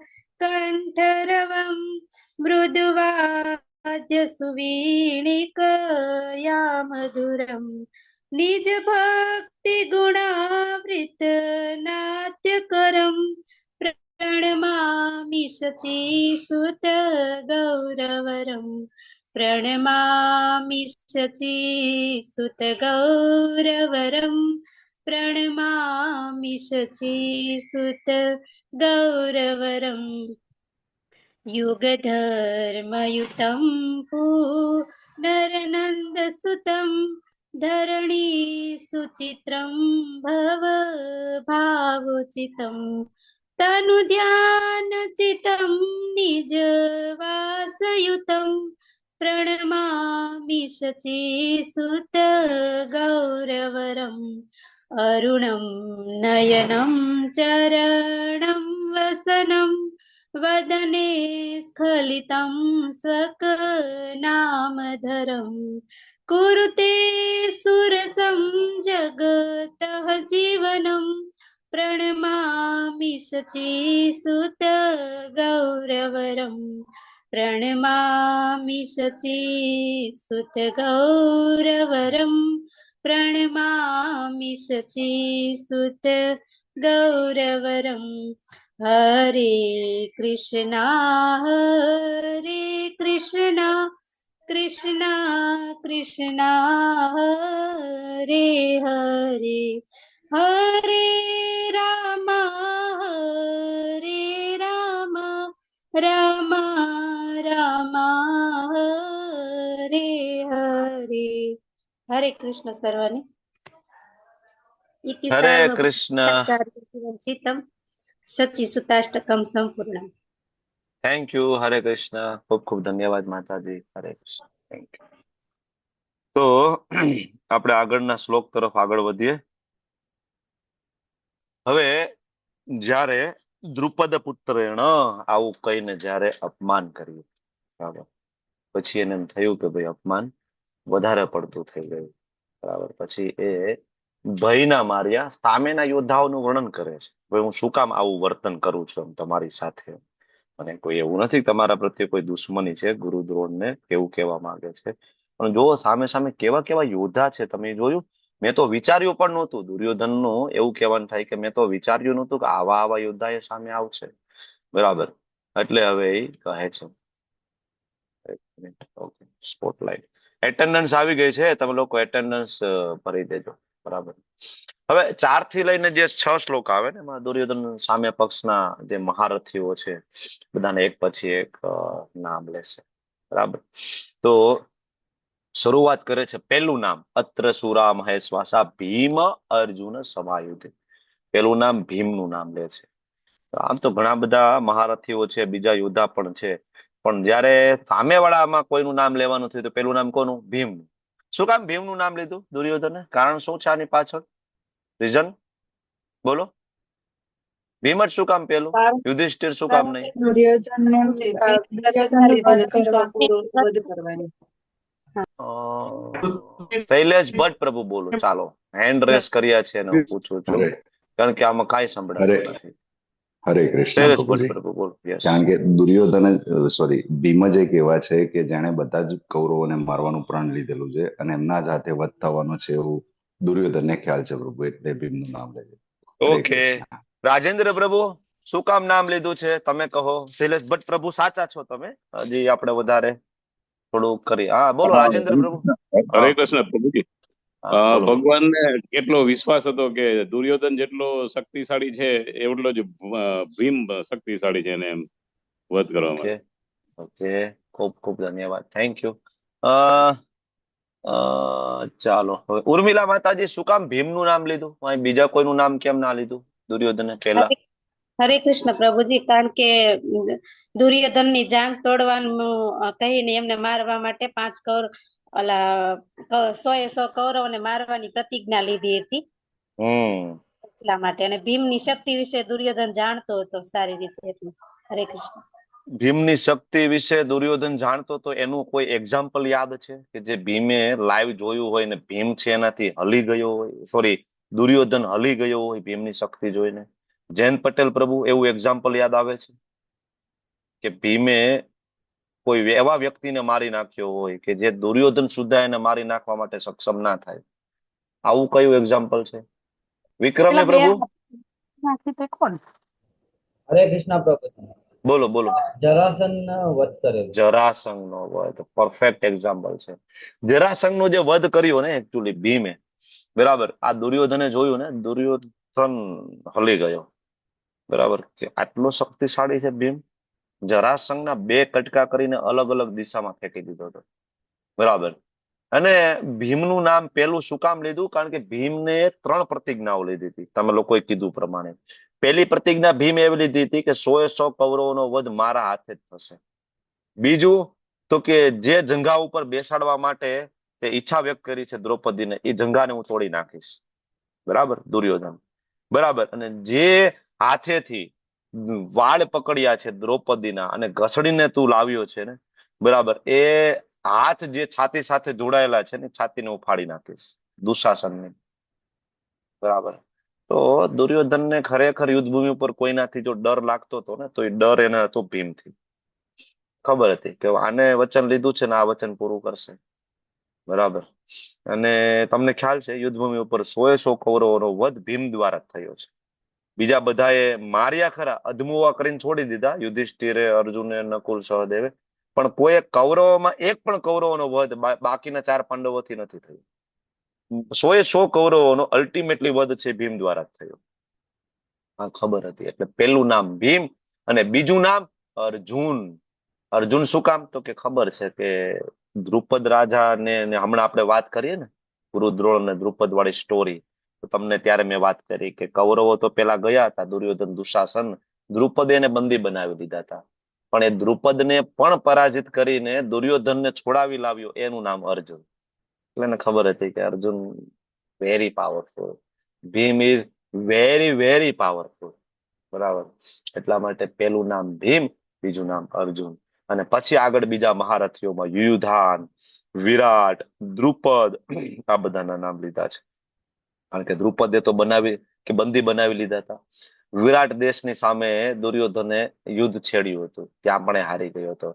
અને યુયુધાન એટલે બીજું કોઈ નહીં, યુયુધાન સાત્યકી ભગવાનના સારથી છે. બરાબર. તો ઘણી વખત એના હાથે માર ખાધેલો છે. તને ખબર છે કે આવા આવા મહારથીઓ છે.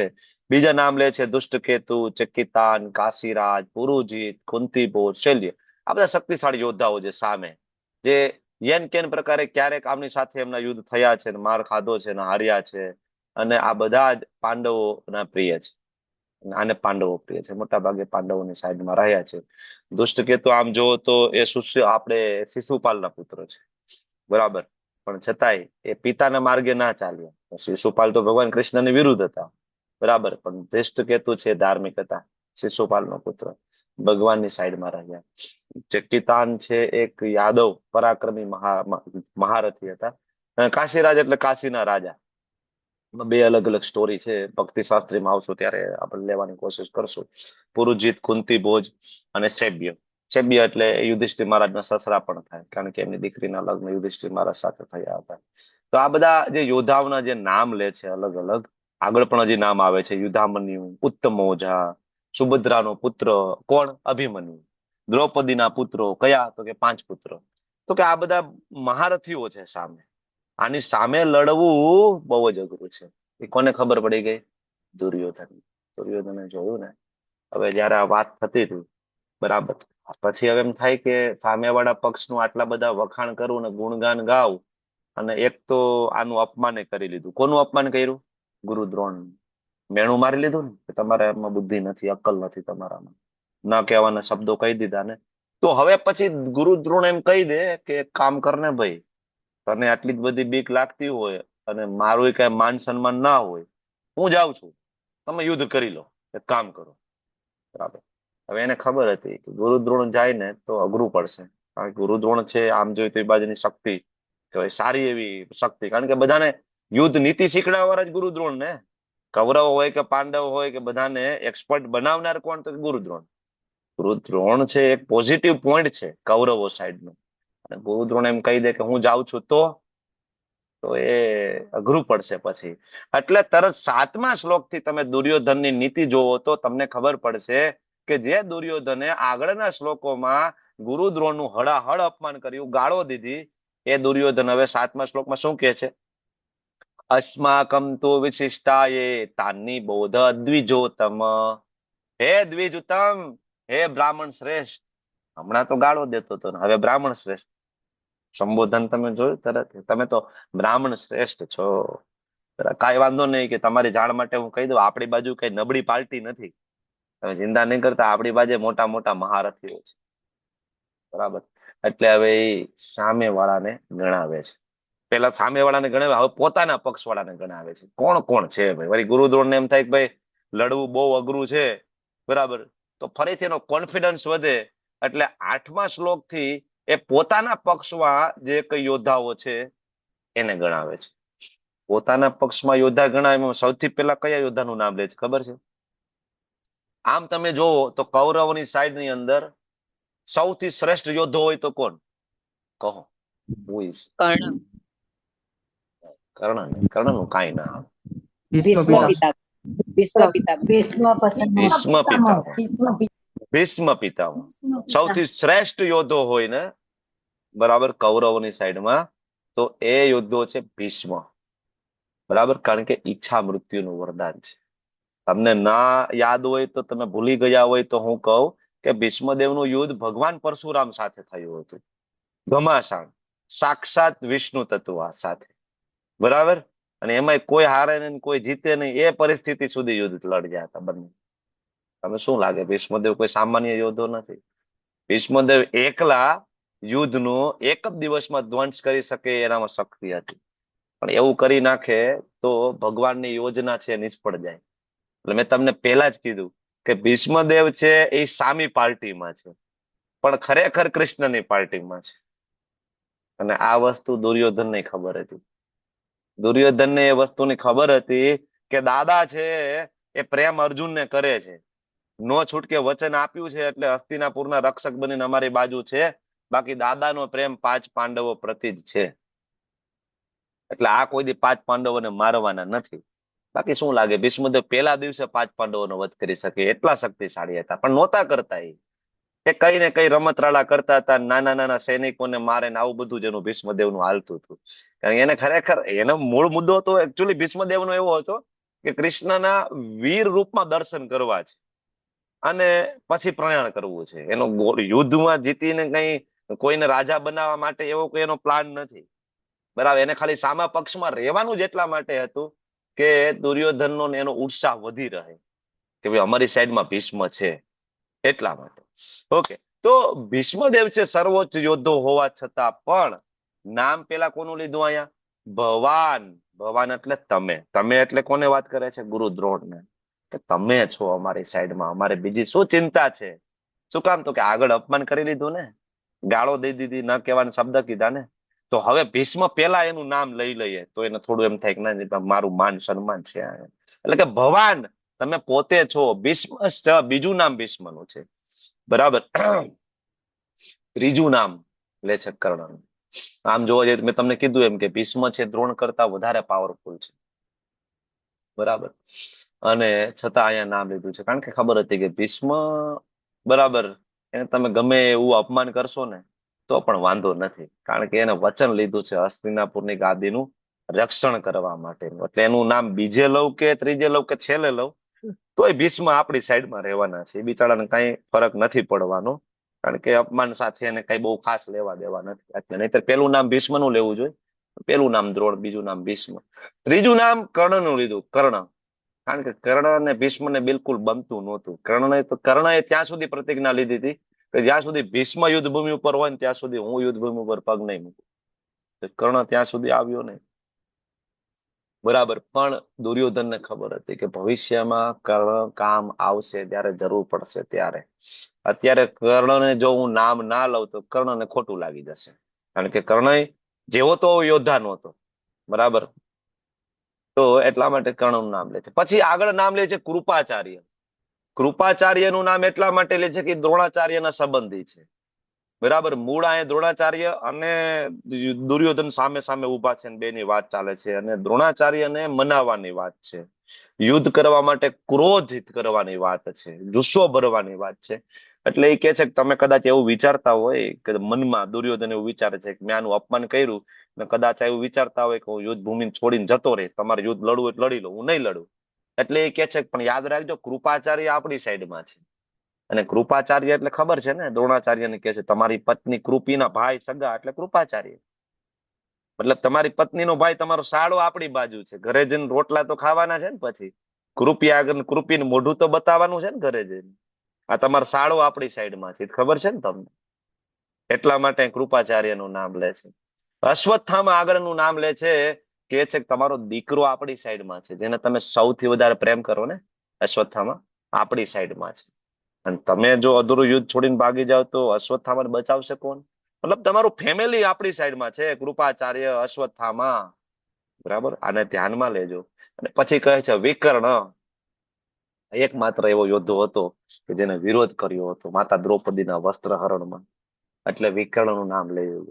બરાબર, કે એને એમ ન થાય કે ભાઈ મને માન નથી આપતા, અથવા તો વિકર્ણને એમ ઇનડાયરેક્ટલી કહેવા માંગે છે કે ભાઈ જો તારું નામ લઈ લઉં છું, આ સાઈડમાં રહેવું છે કે સામે જતું રહેવું છે, કારણ કે ત્યારે તે પક્ષ પલટો કરવાની કોશિશ તો કરી હતી દ્રૌપદીનો વસ્ત્રહરણ વખતે. અત્યારે તારો જે કઈ પ્લાન હોય એ પેલા જ કહી દેજે, આ બાજુ રહેવું હોય તો આ બાજુ ને સામે જતો રહે. બરાબર, અને ભૂરિશ્રવા, મહાન યોદ્ધા હતા ભૂરિશ્રવા. બરાબર, તો આ બધાના નામ લે છે. આ બધા એવા યોદ્ધાઓ છે ને આપણી સાઈડમાં કે આ બધા વિજયી છે, તમે ચિંતા નહીં કરતા. બરાબર, આવા અનેક વીરો છે. અન્ય ચ બહવ સુરા, આવા તો સુરાઓ કેટલાય છે આપણી પાસે. મદ અર્થે મારી હેલ્પ કરવા માટે, ત્યક્ત જીવિતા, પોતાના પ્રાણ આપવા માટે. અહીંયા એની જીભ છે સ્લીપ થઈ ગઈ. પ્રાણ આપવા માટે રેડી છે આવું બોલાઈ ગયું, હકીકતે પ્રાણ આપવા માટે નહીં, જીતાડવા માટે રેડી છે એમ કેવું જોઈતું હતું ને. બરાબર, પણ એવું કીધું કે ત્યક્ત જીવિતા. કેટલાય છે આવા જે મારા માટે તો પોતાનું જીવન આપી દે છે. બરાબર, ઠીક છે ભાઈ, ઘણા બધા યોદ્ધા છે તારી પાસે, બરાબર, તારા માટે પ્રાણ આપવા માટે તૈયાર છે, સમજી ગયા, પણ આની પાસે કઈ સાધન સામગ્રી છે? આ બધા લડવા એવા છે. ગુરુ દ્રોણ ઇનડાયરેક્ટલી પૂછે છે આની પાસે કઈ નાના શસ્ત્ર પ્રહારણા? અરે કેટલાય બધા રિક્ષાઓ ભરી ભરીને લઈ આવ્યા છે, અલગ અલગ AK-47 ને ગન બધું છે આ લોકો પાસે. દુર્યોધન કે ચિંતા નહીં કરતા, આની પાસે બધું છે. બરાબર, નાના શસ્ત્ર પ્રહારણા, ઘણું બધું લઈને આવ્યા છે. લઈને ભલે આવ્યા, ચલાવતા આવડે છે એ કઈ ને? આમાંથી કોઈને કઈ તીર બીર હકાલતા આવડે છે કે ખાલી આ ભરીને જ આવ્યા છે? આગળનો પ્રશ્ન પૂછે ત્યારે કહે છે સર્વે યુદ્ધ વિશારદા. એવું નથી કે આ બધા પાસે અલગ અલગ ખાલી એમ ભરેલા જ છે તીર કામઠા કેટલાય બધા. પછી ચલાવતા નથી આવડતા એવું ને, તમે ચિંતા નહીં કરતા. સર્વે યુદ્ધ વિશારદા, આ બધા રહ્યા ને ઈ એક્સપર્ટ છે. બરાબર, તો વાંધો નહીં. ગુરુ દ્રોણ ઇનડાયરેક્ટલી પ્રશ્ન પૂછતા જાય ને જવાબ એક એક શ્લોકમાં આપતા જાય છે. બરાબર. અરે તમે એની ક્યાં વાત કરો છો? આપણું સૈન્ય બળ અમાપ છે. તમે શું ચિંતા કરો? આપણી બાજુ પિતામહ ભીષ્મ પણ છે. આગળ વાત કરે છે ત્યારે પિતામહ તુલના કરે છે, બે બાજુનું કમ્પેરિઝન, કે આપણી બાજુ તો ભીષ્મ છે, સામેની બાજુ ભીમ છે. ભાઈ ભીમ તો નવો નવો છે, એને શું ખબર પડે? એને કઈ આ સેનાની જે કૂટનીતિઓ રણનીતિઓની એને ભીમને થોડી એટલી ખબર પડે. આપણી બાજુ તો ભીષ્મ છે. બરાબર, તમે ચિંતા નહીં કરતા, ગભરાતા નહીં તમે. બરાબર, તમે જોર દઈને યુદ્ધ કરજો તમે. બરાબર, કમ્પેરિઝન કરે છે. પણ એને ખબર નથી જ્યાં ભગવાન કૃષ્ણ હોય ત્યાં તમે ગમે એવી કમ્પેરિઝન કરી લો પણ એમાં અલ્ટિમેટલી વિજય કોનો થશે? જ્યાં કૃષ્ણ છે. હા, એટલે આગળ કહે છે અયનેષુ ચ સર્વેષુ યથા ભાગમ અવસ્થિતા ભીષ્મ વેવાભિરક્ષિતુ ભવંતમ સર્વ એવ હિ. સૈન્યમાં પોતપોતાના મુખ. હવે આ જે 11મો જે શ્લોક બોલે છે ને, અત્યાર સુધી જો બધાના મુખ્ય યોદ્ધાઓના તો નામ આવી ગયા. બરાબર, તો ઓલા બધા આજુબાજુમાં ઉભા હોય બીજા બધા રાજા જે પોતાનું રાજ્ય છોડીને આવ્યા છે, બરાબર, પત્ની બાળકોને છોડી, તો એ બધાને એમ થાય ને કે ભાઈ આ દુર્યોધન છે, આ બધાનું નામ લીધું, કર્ણનું નામ લીધું, ભીષ્મનું નામ લીધું, દ્રોણનું, તો અમે બધા શું શોભાના ગાંઠિયા છીએ, અહીંયા એવા છીએ, અમારું રાજ્ય છોડીને આવ્યા, અમારું નામ બામ નહીં લેવાનું કઈ, અમે અમારું ધન સંપત્તિ છોડી, અમારું નામ ક્યાં છે આમાં? અમારું નામ તો લ્યો, અમે મહારથીઓ છીએ, નામ ક્યાં? અમારું નામ તો આવ્યું નહીં આમાં ક્યાંય. બરાબર, આ દુર્યોધન ને ખબર હતી કે આ બધાનું નામ એક એક નું લેવા જાય તો અહીંયા ભગવદ્ ગીતામાં શ્લોકો કેટલા બધા થઈ જશે. ખાલી આ બધા અર્જુન વિષાદ યોગ જ બહુ મોટો થઈ જશે. એટલે અહીંયા હાગમટે નામ લઈ લીધું 11માં, કે ભાઈ પોતપોતાના મોખરાના સ્થાનમાં તમે બધા ઉભા રહેજો. અને તમારે શું કામ કરવાનું છે? તો કે તમે ભીષ્મની સહાયતા કરજો. ભીષ્મને કોની સહાયતાની જરૂર પડે? કયા રાજા છે ભીષ્મને સહાયતા કરી શકે? બરાબર, પણ આ બધા જે રાજાઓ ખુશ થઈ જાય, જોયું આપણને કામ આપ્યું છે કયું? તો કે ભીષ્મની સહાયતા કરવાનું, કે નબળું કામ છે અમારું. બરાબર, તો ઠીક છે, બીજા કર્ણ અને દ્રોણ ને બધા આગળ રહેશે, પણ અમારું કઈ એવું નાનું કામ નથી. અમારું કામ છે ભીષ્મની રક્ષા કરવાનું. શું કામ? તો કે ભીષ્મ હવે ગઈઢા થઈ ગયા છે. હવે એક બાજુ યુદ્ધ કરતા હોય ને પાછળથી કોક આવીને વળી તીર મારી દીધો, ભીષ્મને ધ્યાન ન રહે તો કદાચ. દુર્યોધન નું આવું કેવું છે. બરાબર, કે ભીષ્મ સામે યુદ્ધ લડતા હોય બાજુમાંથી કોઈ આજુબાજુમાં કોઈ તીર બીર મારી જાય તો તમે એક કામ કરો, આજુબાજુમાં રહેજો તમે બધા. ભીષ્મદેવ વ્યસ્ત હોય તો તમારું કામ છે ભીષ્મદેવની રક્ષા કરવાનું. તો ઓલા બધાને એમ થઈ ગયું, ઓહો આપણું માન છે આની અંદર, કઈ વાંધો જ નથી, આપણું સન્માન કરવામાં આવે છે. આ તમે જોવો ને આનો નેચર દુર્યોધનનો, પરફેક્ટ પોલિટિશિયન છે, પરફેક્ટ. કેવી રીતના બધાને સાચવી લેવા, બરાબર, અને કેવી રીતના બરાબર ને ચાપલુસી કરવી, પરફેક્ટ નેચર છે. પોલિટિકલ ડિપ્લોમેટિક જેને સ્વભાવ કહેવાય એવો ડિપ્લોમેટિક સ્વભાવ છે દુર્યોધનનો. બરાબર, અને આ રીતે એક પછી એકનું નામ લે છે. અને 12માં બરાબર શ્લોકની અંદર તસ્ય સંજય નયન હર્ષ કુરુ વૃદ્ધ પિતામહ. હવે જયારે આ બધી ચર્ચાઓ ગુરુ દ્રોણ સાથે ચાલતી હતી તો ભીષ્મદેવ ત્યાં દૂર ઉભા હતા અને ભીષ્મદેવે સાંભળતા હતા કે ભાઈ ઓલો માથાકૂટ કરે છે ક્યારનો ગુરુ દ્રોણ હેરે. બરાબર, બહુ ઇન્ટરેસ્ટ નહોતા લેતા, દૂરથી જ એને ખબર તો પડી ગઈ હતી કે આ કઈક મગજમારી હાલતી લાગે છે. બરાબર, પછી એને ખબર પડી કે હવે ન્યા માથાકૂટ પતાવીને આ ભાઈ અમારી બાજુ આવે છે. કોણ? દુર્યોધન. જોયું કે આ બધી મગજમારી પતી ગઈ, ધીમે ધીમે આયલો આવે તો તરત જ ભીષ્મદેવને થયું કે આની યાર માથાકૂટ ના કરાય, આને કઈ લાંબી બુદ્ધિ તો છે નહીં, આવીને કઈ નું કઈ બોલશે, અથવા તો આવીને કે છે કે ભાઈ હે પર ભીષ્મદેવ પર અમને કેવો વરદાન આપો, હું તમને પગે લાગુ. વળી આને એમ કેવું વિજય ભવ, જે આપણે તો આને વરદાન દેવું નથી વિજય ભવનનું, આને વળી માગશે તો દેવું. એક કામ કરો, શંખ કઈ ગયો આપણો, કે શંખ લાવો. તરત શંખ ગોતીને શંખ ઉગાડી દીધો. હજી તો ઓલો દુર્યોધન પહોંચ્યો નતો માથાકૂટ કરવા માટે. બરાબર, ત્યાં મહાપ્રતાપી વયોવૃદ્ધ વડીલ ભીષ્મ પિતામહે સિંહની ગર્જના જેવો મોટો શંખ ફૂંકી દીધો. દુર્યોધન રસ્તામાં જ જોતો હતો, ત્યાં તો ભીષ્મદેવે શંખ ફૂંકી દીધો. દુર્યોધન થઈ ગયું, વાહ દાદા વાહ, કે તમે આપણી બાજુ જ છો. બરાબર, કે તમે મને જોઈને જ સીધો શંખ ફૂંકી દીધો, મતલબ તમે રેડી છો મારી હેલ્પ કરવા માટે. ભીષ્મદેવ એકચ્યુઅલી એવું કહેતા હતા કે દીકરા આ શંખ રહ્યો ને એ કૃષ્ણનું વાદ્ય છે. બરાબર ને, ભગવાને વિષ્ણુએ શંખ ધ્રુવના મસ્તક ઉપર અડાડ્યો હતો. બરાબર, ધ્રુવ મહારાજના, અને એને બુદ્ધિ આવી ગઈ હતી, બધી ખબર પડી ગઈ હતી કૃષ્ણ કોણ છે, વિષ્ણુ કોણ છે. તો એટલીસ્ટ હું શંખ ફૂકીને તને સંકેત કરું કે તારામાં કઈક બુદ્ધિ આવે. તો હું શંખ એટલા માટે ફૂકું તું જો સામે કૃષ્ણ છે. સામે આપણા ઠાકોરજી છે, એની સામે યુદ્ધ ના કરવાનું, એના શરણે જવાનું હોય, જો તને કઈ બુદ્ધિ આવે તો. એટલા માટે અહીંયા ઉચ્ચ સ્વરે પિતામહ ભીષ્મએ શંખ ફૂંકી દીધો. દુર્યોધનને બહુ મજા આવી ગઈ, પણ એ એકચ્યુઅલી સમજી ના શક્યો શું કહેવા માંગે છે ભીષ્મદેવ. પછી તો શંખ જેવો વાગ્યો ને પછી નગારા, તુરાય, રણસિંગાન બધું એક સાથે ધમધમાટ ચાલુ થઈ ગયું. બરાબર, કારણ કે બધાને જોશ ભરવાનો હતો ને, બરાબર, ચાલો ચાલો, બરાબર, અને ધમધમાટ ચાલુ. બીજી બાજુએ સામા પક્ષે પછી હવે આપણા હીરો, બરાબર, વિશાળ રથમાં બિરાજમાન ભગવાન કૃષ્ણ આવ્યા અર્જુન સાથે.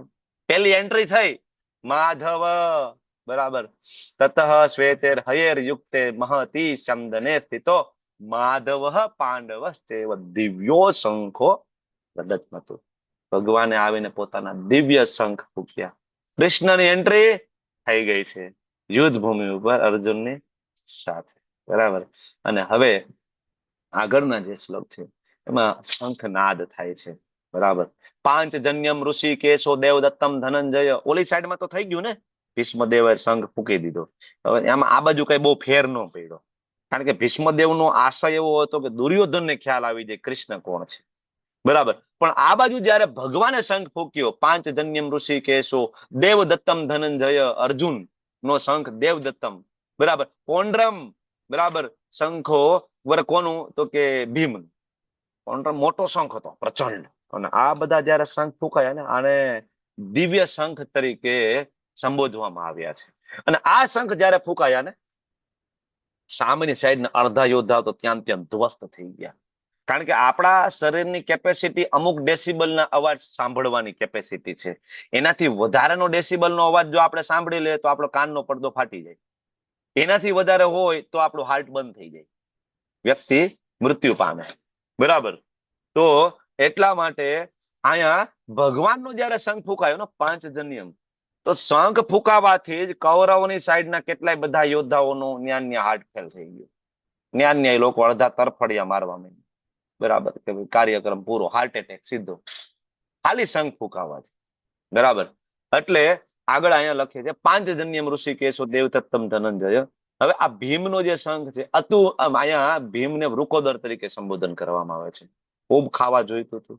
પછી અલગ અલગ યુધિષ્ઠિર મહારાજનો શંખ, બરાબર, અનંત વિજયમ રાજા કુંતી પુત્રો યુધિષ્ઠિર, નકુલ સહદેવના શંખ, સુઘોષ અને મણિપુષ્પકો. અને પછી બીજા ઘણા બધા જે રાજાઓ હતા, કાશીરાજ છે, શિખંડી પણ આવી ગયા હતા, દુષ્ટધુમ, વિરાટ, બરાબર, પછી સાત્યકી, દ્રૌપદીના બીજા પુત્રો, આ બધા પોતપોતાના શંખો ફૂંક્યા, બરાબર. તો આખી ભગવદ ગીતામાં તમે જોશો તો ભગવાનને અલગ અલગ નામોથી સંબોધન કરવામાં આવે. કૃષ્ણ, ઋષિકેશ, માધવ, અચ્યુત, મધુસૂદન, ગોવિંદા, વાસુદેવ, બરાબર. આ બધા નામનો એક અર્થ છે. અને એમ ગમે ત્યાં ગોવિંદ નથી કીધું, કે ગમે ત્યાં મધુસૂદન નથી કીધું. એ કહેવા પાછળનો પણ એક આશય છે કે એ શ્લોકને અનુલક્ષીને કહ્યું છે, બરાબર. આપણે લેવલ 1 કર્યું છે એટલે આ બધું બહુ ડિટેલમાં જવાની જરૂર નથી. પણ જેવો આ શંખ વાગ્યો, સઘોષો ધાર્ત રાષ્ટ્રનામ હૃદયાની વ્યદારત, હૃદય બંધ પડી ગયા કેટલા બધાના, વિદીર્ણ થઈ ગયા, ગગન ભેદી શંખોનો નાદ, બરાબર. અસુરોનો હાર્ટ ફેલ થઈ ગયું. શું કામ? કારણ કે એને ભગવાનનો આશ્રય લીધો નહોતો, બરાબર. 9 ને 32 થઈ છે એટલે 19મા શ્લોકે આપણે બ્રેક લઈએ અને આવતીકાલે આપણે 1 ને 20 થી પાછું ચાલુ કરશું. તો એવો આજના દિવસે આપણે જોયું કે ભગવાનની એન્ટ્રી થઈ, સંઘનાદ થયો, દુર્યોધનને ખૂબ અપમાનિત કર્યા પોતાના ગુરુને, અને દુર્યોધન દ્વારા સૈન્ય નિરીક્ષણ થયું. એટલે મહત્વનો જે મુદ્દો સૈન્ય નિરીક્ષણ વાળો અહીંયા પૂરો થયો, શંખનાદ વાળો બીજો મુદ્દો ચાલુ થયો. અને હવે અર્જુન આવશે અને અર્જુન સૈન્ય નિરીક્ષણ કરીને વિષાદમાં ડૂબશે. એ આ અધ્યાયનો 3જો પાર્ટ છે, બરાબર. અને એના વિશે આપણે પછી આવતીકાલે ચર્ચા કરવાના છીએ. ચાલો, તો વાંછાકલ્પતરુભ્યશ્ચ કૃપા સિંધુભ્યો ચ પતિતાનાં પાવનેભ્યો વૈષ્ણવેભ્યો નમો નમઃ. કોટી વૈષ્ણવ જય શ્રી પ્રભુપાદ કી જય, ગુરુ મહારાજ કી જય. હરે કૃષ્ણ કૃષ્ણ કૃષ્ણ હરે હરે, હરે રામ રામ રામ રામ હરે હરે.